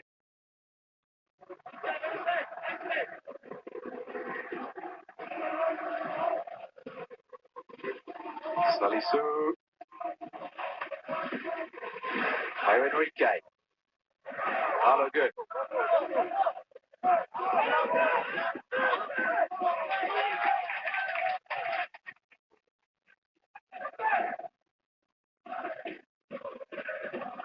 Mata is a very competitive, strong defender. He's been a super signing from Bruges. Now in his 3rd season with Olympique Lyonnais. Maitland-Niles with the throw. Another free kick, this time going Monaco's way.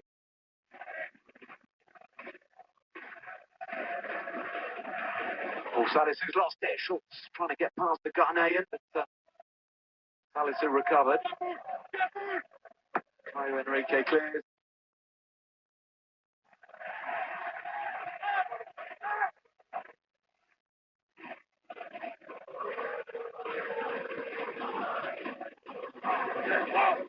Here's Marat. Good cross from Callis Morar, flicked up by Tolisso. This is Moreira. Moreira, back to Tolisso. Then whacked clear by Akliush. Beerith does well. Beerith tries to release Balogun early. Balogun could be in here. Is he past Mata? No, he's not. The ball still breaks, and Monaco have levelled. Monaco have grabbed an equaliser on the stroke of half-time, thanks to Mamadou Koulibaly.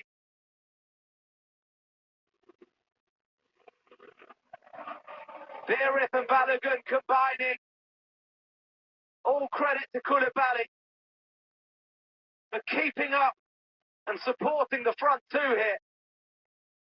Mata managed to slow down following Balogun. Bit of confusion then between the goalkeeper, Dominic Rife, and the defenders, and Koulibaly got a touch, and that was all it needed. Monaco level with Lyon before the break.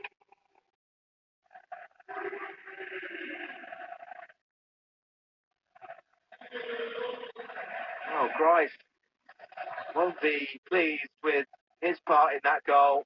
Not a good intervention from the Slovakian, who was maybe put off by the presence of Ruben Kleiber as well. Mata's down.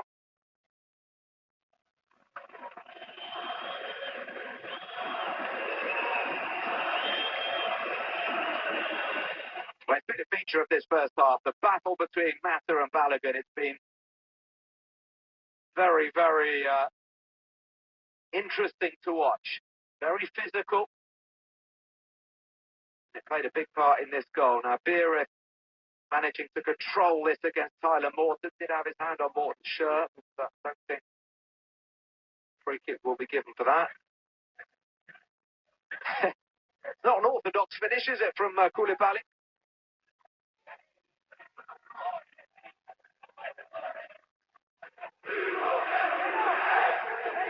The 21-year-old midfielder with his second goal of the season.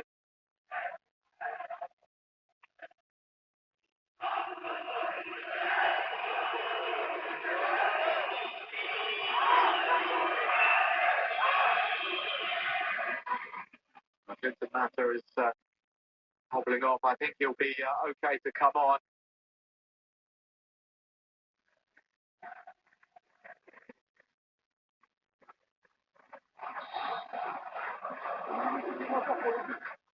So with the 6th minute of added time at the end of this first half, still a little bit more to play. Tagliafico.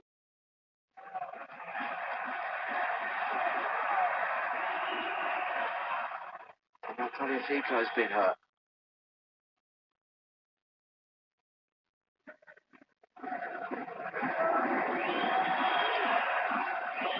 Well, it was looking like an unhappy first half for Monaco, but that little bit of combination play between Beerith and Balogun justifying Poglioli's decision to play the two together.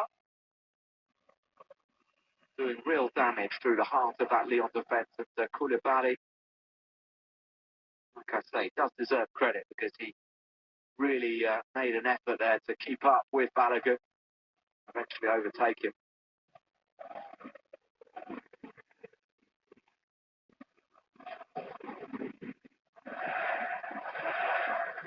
Searching pass for Schultz. It's going to go into the advertising hoardings. Goal kick to Monaco. To Nogueira.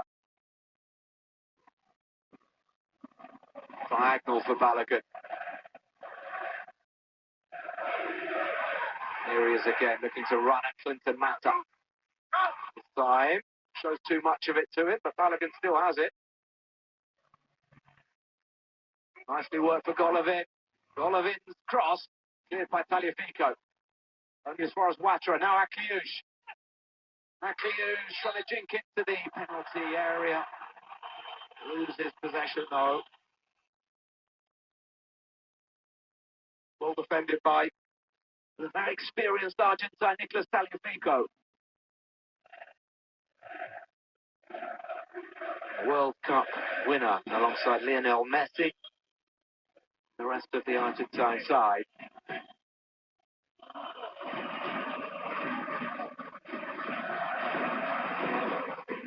The 8 minutes are up, and a long first half comes to a close. Drama at the end with Mamadou Koulibaly racing free. And it's the end of the first 45 minutes, and very, very interesting first half. At the moment, things are balanced. 1-1 Monaco and Lyon after 45 minutes. Time for a quick break. We're coming back.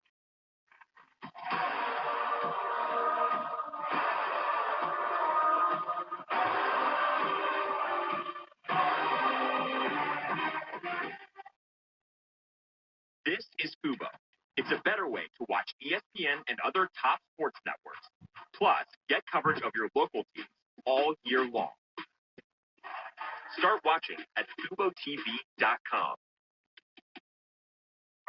What are you in for? I ate a toy. Turns out what goes in doesn't always come out. Why wait for more surprises? Get 90% cash back on eligible vet bills for accidents and illnesses with a Pumpkin Pet Insurance Plan. Visit pumpkin.care.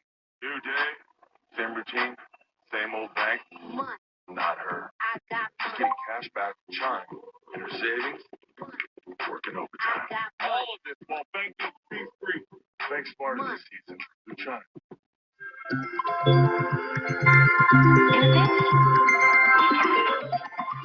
Breaking news. Get 25 to $250 instantly. No credit check, no interest, no late fees. Download Bridget for free today. Guys, how frustrating is it to find a great pair of jeans? Too tight here, too loose there, too long there? Standard jeans use just 2 measurements, and Tailor Custom Jeans use 7 different measurements to give you the perfect fit. Your phone can measure you right now. Download the M-Tailor app on iOS or Android. Choose from hundreds of styles. M-Tailor measures you digitally and is 20% more accurate than a professional tailor. With free shipping and a money-back guarantee, get your new favorite pair of jeans today. M-Tailor, available on the Apple App Store or Android. We're Sell My House Fast, and we've been buying unwanted houses for cash, fast, for 25 years. We'll buy this house, and this one, and even this one. Not that one. If you're relocated, inheriting a home you don't want, if you're behind on taxes and want to avoid foreclosure, going through divorce, or if you just need cash to get out of debt, we will buy your house at a fair cash price. We've got hundreds of Google 5-star reviews because our offers are fair and the process transparent. Call now. 1-800-648-4934. PSG versus Paris FC. This time, history comes alive. It's the very pulse of Paris, beating stronger than ever. The derby the city has waited almost a half a century to witness. Tomorrow on beIN Sports. Matteo, come stai? Sports Interaction's got a betting on global match. Silenzio, huh? Never been to Italy. Un fastball! Che? German now? Blimey, what the touch? Vamos! Vamos, vamos, vamos!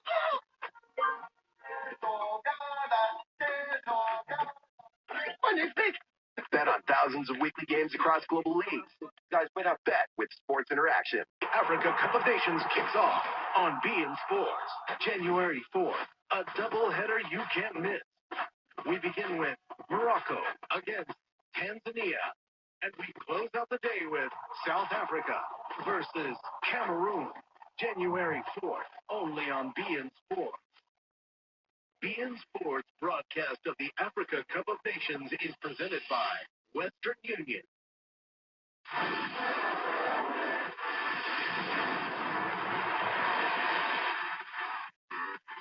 Welcome to the Express Halftime Show. Lyon and Monaco. We are live in the Principality in the Stade Louis II. And the scoreboard at the moment says 1-1. Very interesting first half. Monaco knocking the door, but here Graves saving. In that first opportunity, Corin Tantaliso going back. Take a look at the shot, and nothing happened. Philip Kahn saving. It's important to remember that Radecki, unfortunately, was injured, so that's why Philip Kahn is taking his place.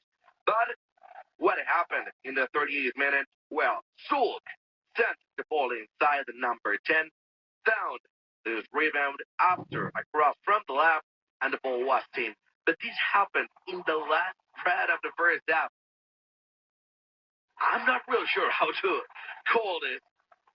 It was sort of an accident, but at the end, it ended with a goal scored by Koulibaly in the 45th and in the stoppage time, actually.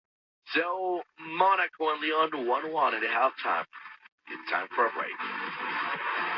I did cheerleading through high school. I went to the Colts cheerleading, and I loved it. I was about to go to work, and my arm went numb on me. I knew I couldn't speak, and I collapsed. After 36 hours, Tessa's worried family and friends called police, who found her on the floor after suffering a stroke.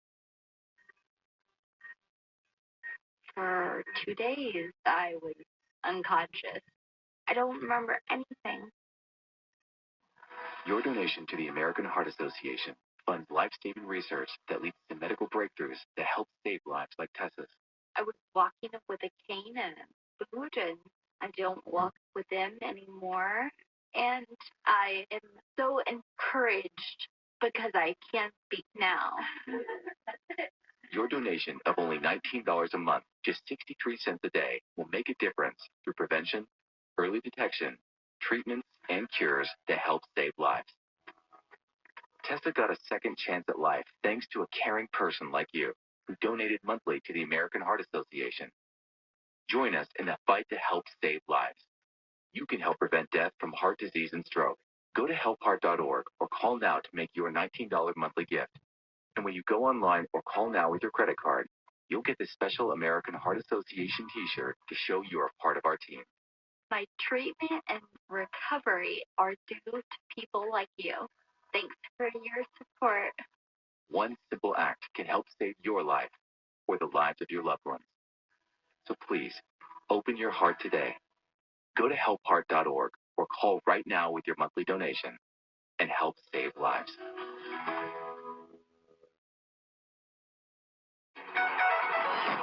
The round of 16 is on. Morocco, power and conviction. Tanzania, determined to break all odds. January 4th, live on beIN Sports. Matteo, come stai? Where's the directions got a betting on global match? Hai talento, huh? Never been to Italy. Oh, basta! Che? Journaling now? Blimey, what the touch? Vamos! Vamos, vamos, vamos!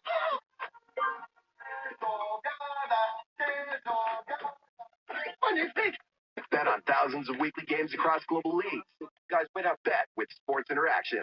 Are you ready to feel it? From Chile to Venezuela, from Rio de la Plata to the majestic Andean giants, from the Guarani spirit to the elegance of Brazil, every dream becomes reality. The tournament that unveiled unexpected giants returns with renewed strength. The 2026 Copa Sudamericana returns in March, exclusively on beIN Sports.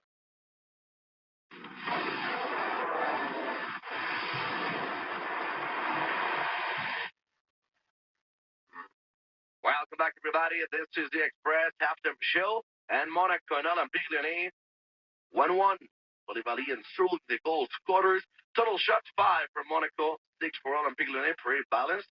But if you can see the shots on target, shots inside the box, actually a little bit better. Olympique Lyonnais, they are creating more. They are having more opportunities, but the scoreboard says 1-1. And we still have 45 minutes to go. So this is not over, ladies and gentlemen. What do you think if we go to a quick break? We're coming back with all the action only here on beIN Sports. When you think work, you think foods. You think foods, you think ending the day with the same number of toes you started with. Because you're thinking heavy equipment. You think heavy equipment, you think construction. You think construction, you think welding, torching, hammering, without the smashing, puncturing, and scorching. Now you're thinking on your feet. And when you think feet, you're thinking boots. You think boots, you're thinking Ariat. Friends have been telling friends about Colonial Penn guaranteed acceptance whole life insurance for more than 50 years, and with good reason. If you're between the age of 50 and 85, it's a sure thing. Your acceptance is guaranteed because full benefits are not paid in the first 2 years. And the price? Options start at $9.95 a month, less than 35 cents a day. With Colonial Penn, your rate is another sure thing. It will never increase. And you should know this coverage can last a lifetime. Call today. 1-800-283-1005. PSG versus Paris FC. This time, history comes alive. It's the very pulse of Paris, beating stronger than ever. The derby the city has waited almost a half a century to witness. Tomorrow, on beIN Sports. The next generation of mixed martial arts is finally here. Extreme Fighting Championship, featuring exciting and well-rounded male and female MMA fighters from around the globe. It's incredible fighters in the rowdiest action-packed event. Phenomenal atmosphere, jaw-dropping knockouts. Discover the next generation of rising superstars. Every event, every fight, only on beIN Sports. January 5th, the round of 16 is on, and beIN Sports brings you every single match live. We begin with Egypt versus Benin. And we close out the day with Nigeria against Mozambique. Catch all the action and don't miss a single goal. The Africa Cup of Nations, January 5th, only on beIN Sports.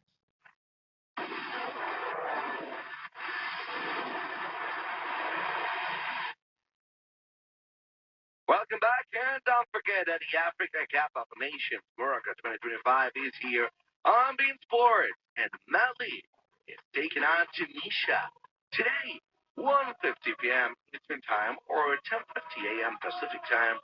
You can watch this encounter in all the Africa Cup of Nations only here on beIN Sports and beIN Sports in Espanol.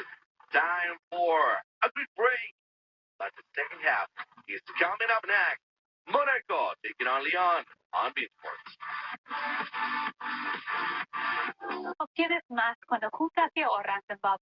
Entonces, cuando juntas nuestro colchón Treasure, recomendado por el Consumer Reports con base eléctrica Elite, tendrás más descanso en las noches y más energía en las mañanas. Oh, my God! I need to sell my house. Now, there are a lot of places that claim to know how much it's worth, but they don't really know my house or my neighborhood, and they definitely don't show me all my options. That's where HomeLight comes in. I just answer a few questions, and HomeLight gives me a side-by-side comparison of my options, personalized for my needs. And they'll show me what verified buyers will pay for my house right now. It's easy, and it's free. No matter how you choose to sell your home, selling starts at HomeLight. Get started today at HomeLight.com. Welcome to Car Breakdowns 101. If your car is out of warranty, your car breakdown could eat you alive. Do what I did and call Car Shield. They get expensive car repairs taken care of so you don't have to. Class dismissed. Call 800-968-6861. Friends have been telling friends about Colonial Penn guaranteed acceptance whole life insurance for more than 50 years, and with good reason. If you're between the age of 50 and 85, it's a sure thing. Your acceptance is guaranteed because full benefits are not paid in the first 2 years. And the price? Options start at $9.95 a month, less than 35 cents a day. With Colonial Penn, your rate is another sure thing. It will never increase. And you should know this coverage can last a lifetime. Call today, 1-800-283-1005.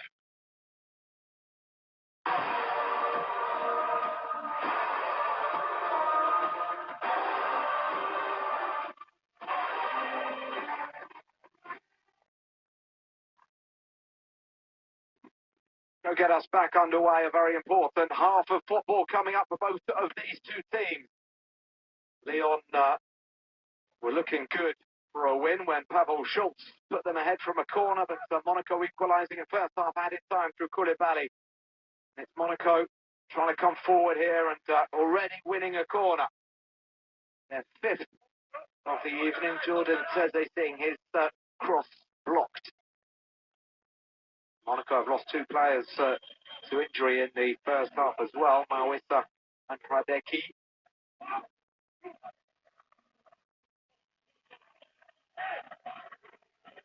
Alexander Golovin to take. Golovin Golovan's delivery punched away by Greif. Watara heads it back in. Dominic Greif won't be particularly happy with the part he played in the goal. He allowed a shot sort of poke really from Koulibaly to go through him, under him. After Balogun had caused all sorts of problems up against Clinton Mata. Tagliafico forward to Afonso Moreira. Tolisso now out to the right-hand side for Maitland-Niles. Maitland-Niles, the pass gets beyond Caio Henrique. The Brazilian did get a touch, so throw into Lyon. 7 times French champions, Olympique Lyonnais. 7 in a row. Will they ever experience that kind of domination again? Unlikely at the moment, given the current situation. Schultz crossing.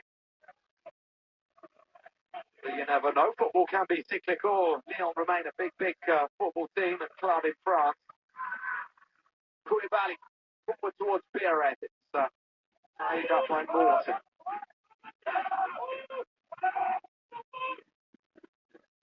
Dominic Greif finds Mata. Back with the former Real Mallorca goalkeeper. Tolisso's flick on, but into touch.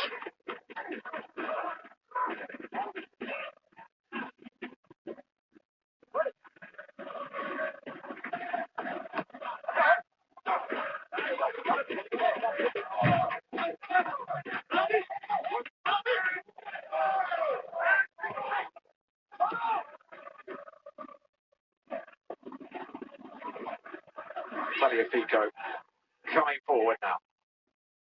Finding the 18-year-old Calis Mera. The 20-year-old Moreira. So many young talents playing in France's top tier these days.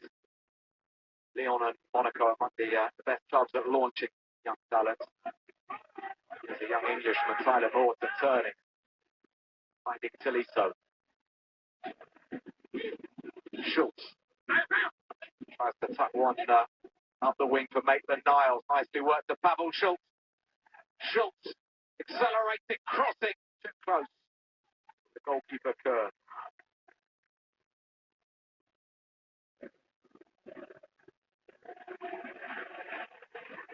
It's been dangerous, hasn't he? We heard from Pavel Schultz at half-time, and he said he feels great. You can see that, the way that he's operating out there, so positive with the ball.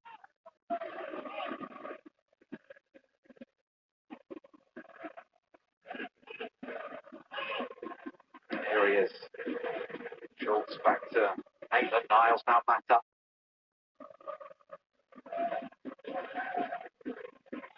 Lyon looking to assert some control here. They can flood the midfield because they're effectively playing without a striker.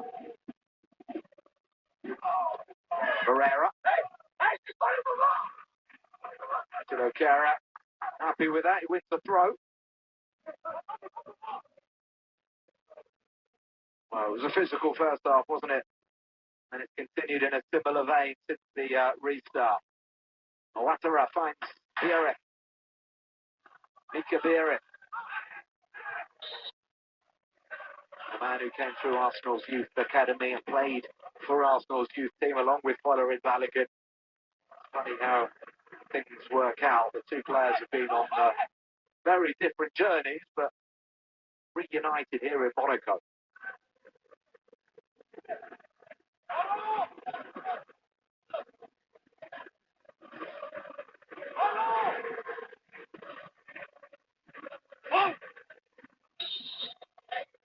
Teze to take the free kick.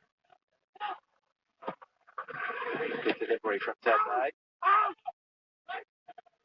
Caio Henrique finds Golovin now. Golovin, can he get it over? He has done. Gone all the way to Akliouche. Good chance on the volley. Deflected behind Balogun. A real threat today for Monaco. Oh, it was heading. low to Dominic Grice's left. May well have been heading for the back of the net, that volley from Balogun.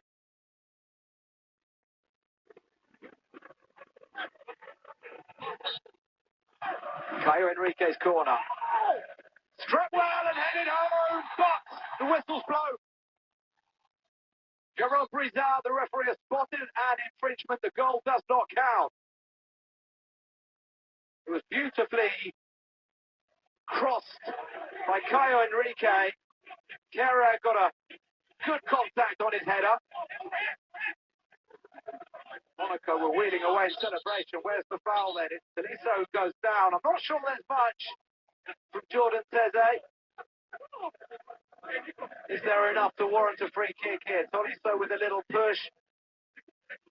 Teze certainly making contact with Tolisso. I'm not sure it's enough to send the Lyon captain sprawling like that.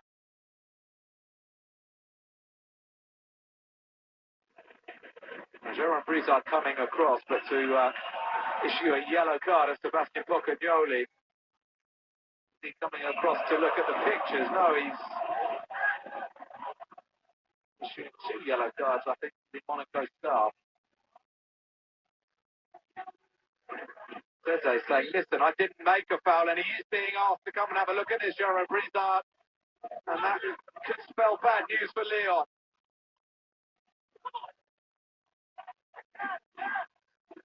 So a big moment in today's contest. Is this a foul on Tolisso? Tolisso with a push. The two come together. I don't think it's a foul. Oh, well, Jerome Brizard has stuck with his decision. He's seen the pictures and he said, yep, no clear mistake. It's a foul. Well, Monaco feel very, very hard done by here.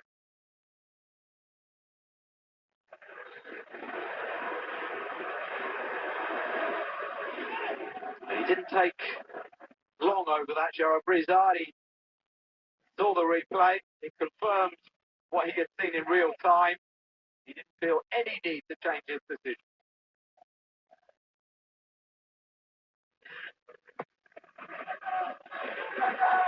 So is that the break that Lyon needed? Monaco coming forward again with Biarritz. Former Sturm Graz player has gone down, picked up the ball himself. It'll be a handball. Biarritz didn't get the decision.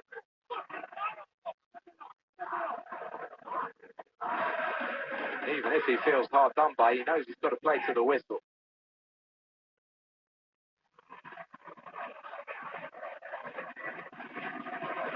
Koulibaly tidying up.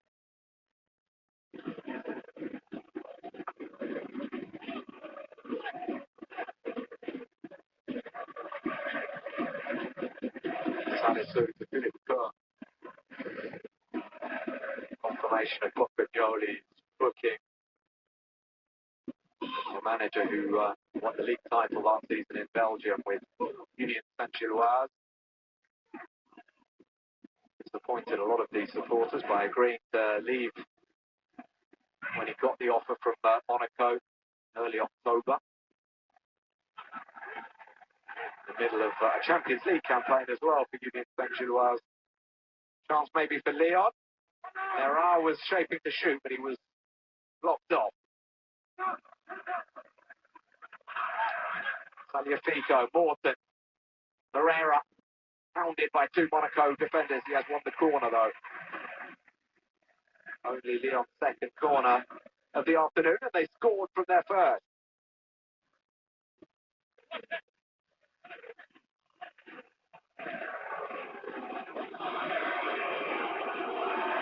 Tolisso it was who took the corner that led to Pavel Schultz's goal.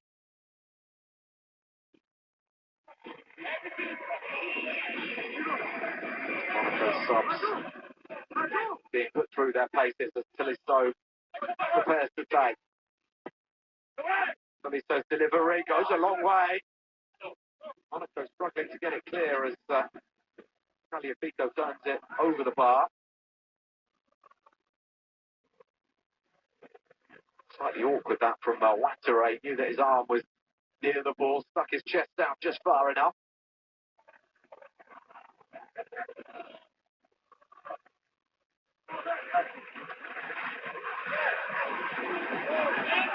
Tolisso.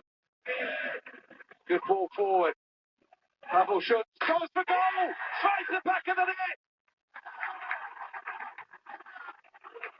What a performance from Leon's diminutive Czech international. Pavel Schultz rifling home from the edge of the box.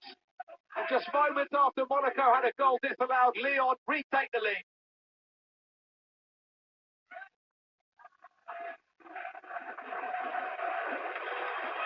Well, he didn't have a lot of space. It was short backlift from Pavel Schultz. After Tolisso had played it forward early, touched off by Maitland-Niles. Such an accurate shot from Schultz.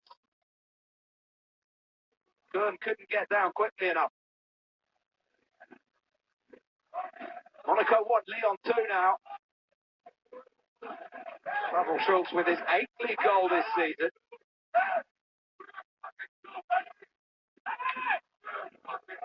Tolisso collects. Tolisso with the early ball. It's a good one. Moreira in the clear. Moreira's got Kalis Mera over on the left, but decides to come back and keep possession.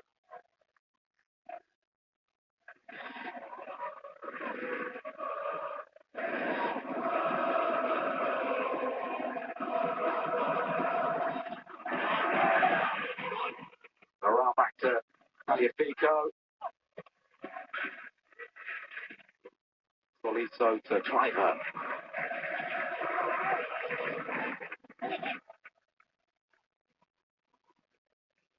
Mera's pass. Looking for Moreira. Throw into Leon. Superb this from Corentin Tolisso. Just waiting in beautifully with the outside of his right boot. Now Tanner Testament is coming on for Leon. The American international replacing the 18-year-old Mera.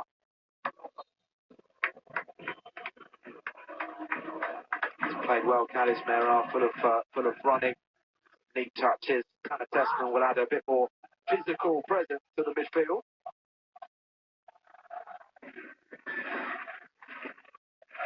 Schultz looking to sniff out a hat-trick here.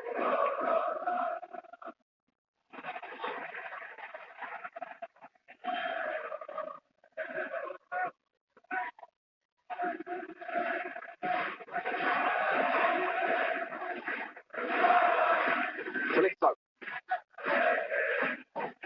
Still going Tolisso, sets up Maitland-Niles. And then the shot. Straight into the arms of Philip Kern. Corentin Tolisso strike lacking real venom.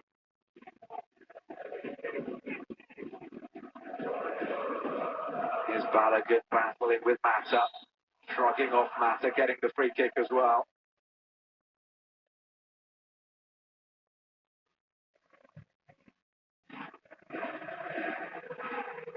Monaco have taken it quickly. Caio Henrique coming up the left. Inside to Golovin. Nicely taken. Golovin's chip. Straight to Corentin Tolisso. Seems to be a ball magnet at the moment, Tolisso. Always well placed.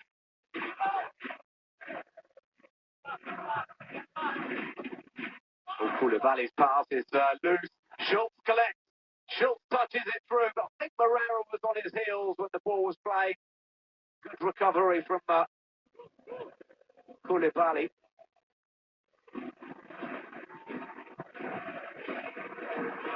Atoning for his initial error.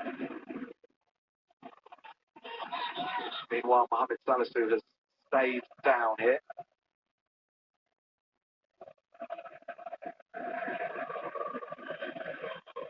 Rocagnoli only with one more substitution window, so Salisu has to go off. You think maybe Eric Dyer would replace him, but Rocagnoli could make More changes as well. Paris Brunner or George Elenikaina to add more attacking options.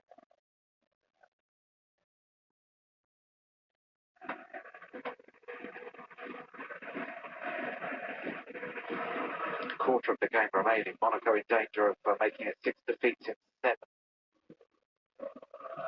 Already, this is their worst run since 2019.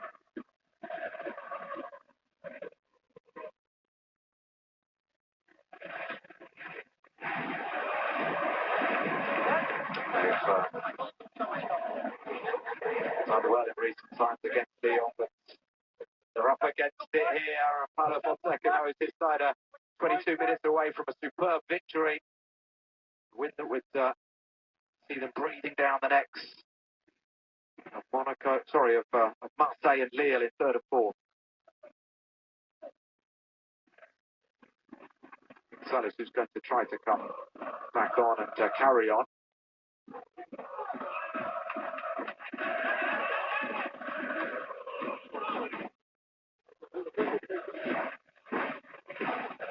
Saturday forward.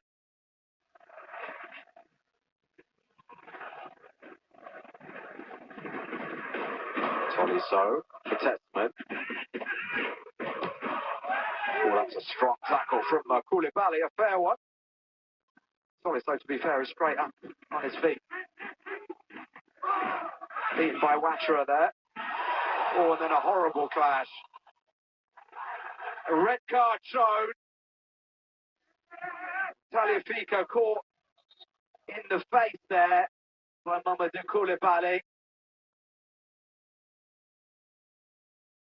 There were gasps around me in the stand here because that was a violent clash, accidental, but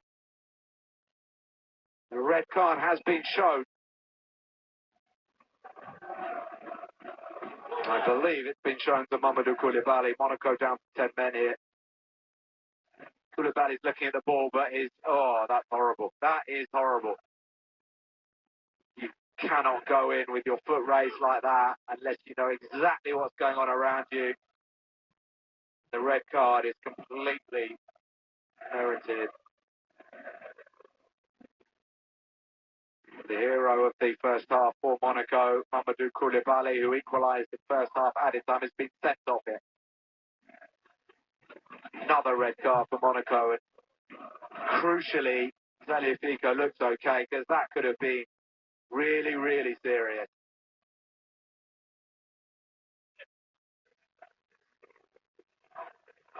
So there's no malice, there's no intent, but like I say, you've got to be in control if you're going in with your boots up like that. More problems for Pocagnoli.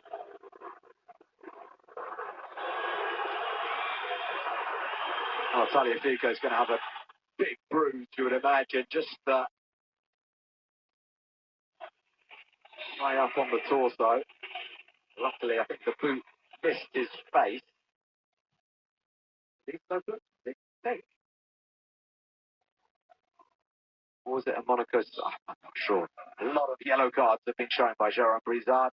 I'll try and confirm exactly who's been booked to you in a moment. Ruben Cliver going into the book. That was a moment ago.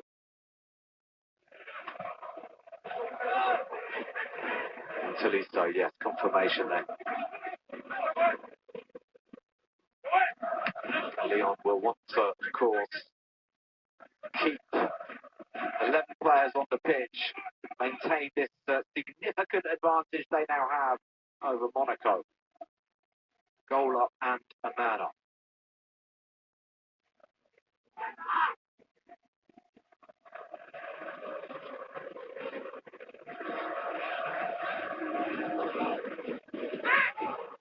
Morton. Tagliafico's pass to Tolisso. Battling with Akliouche.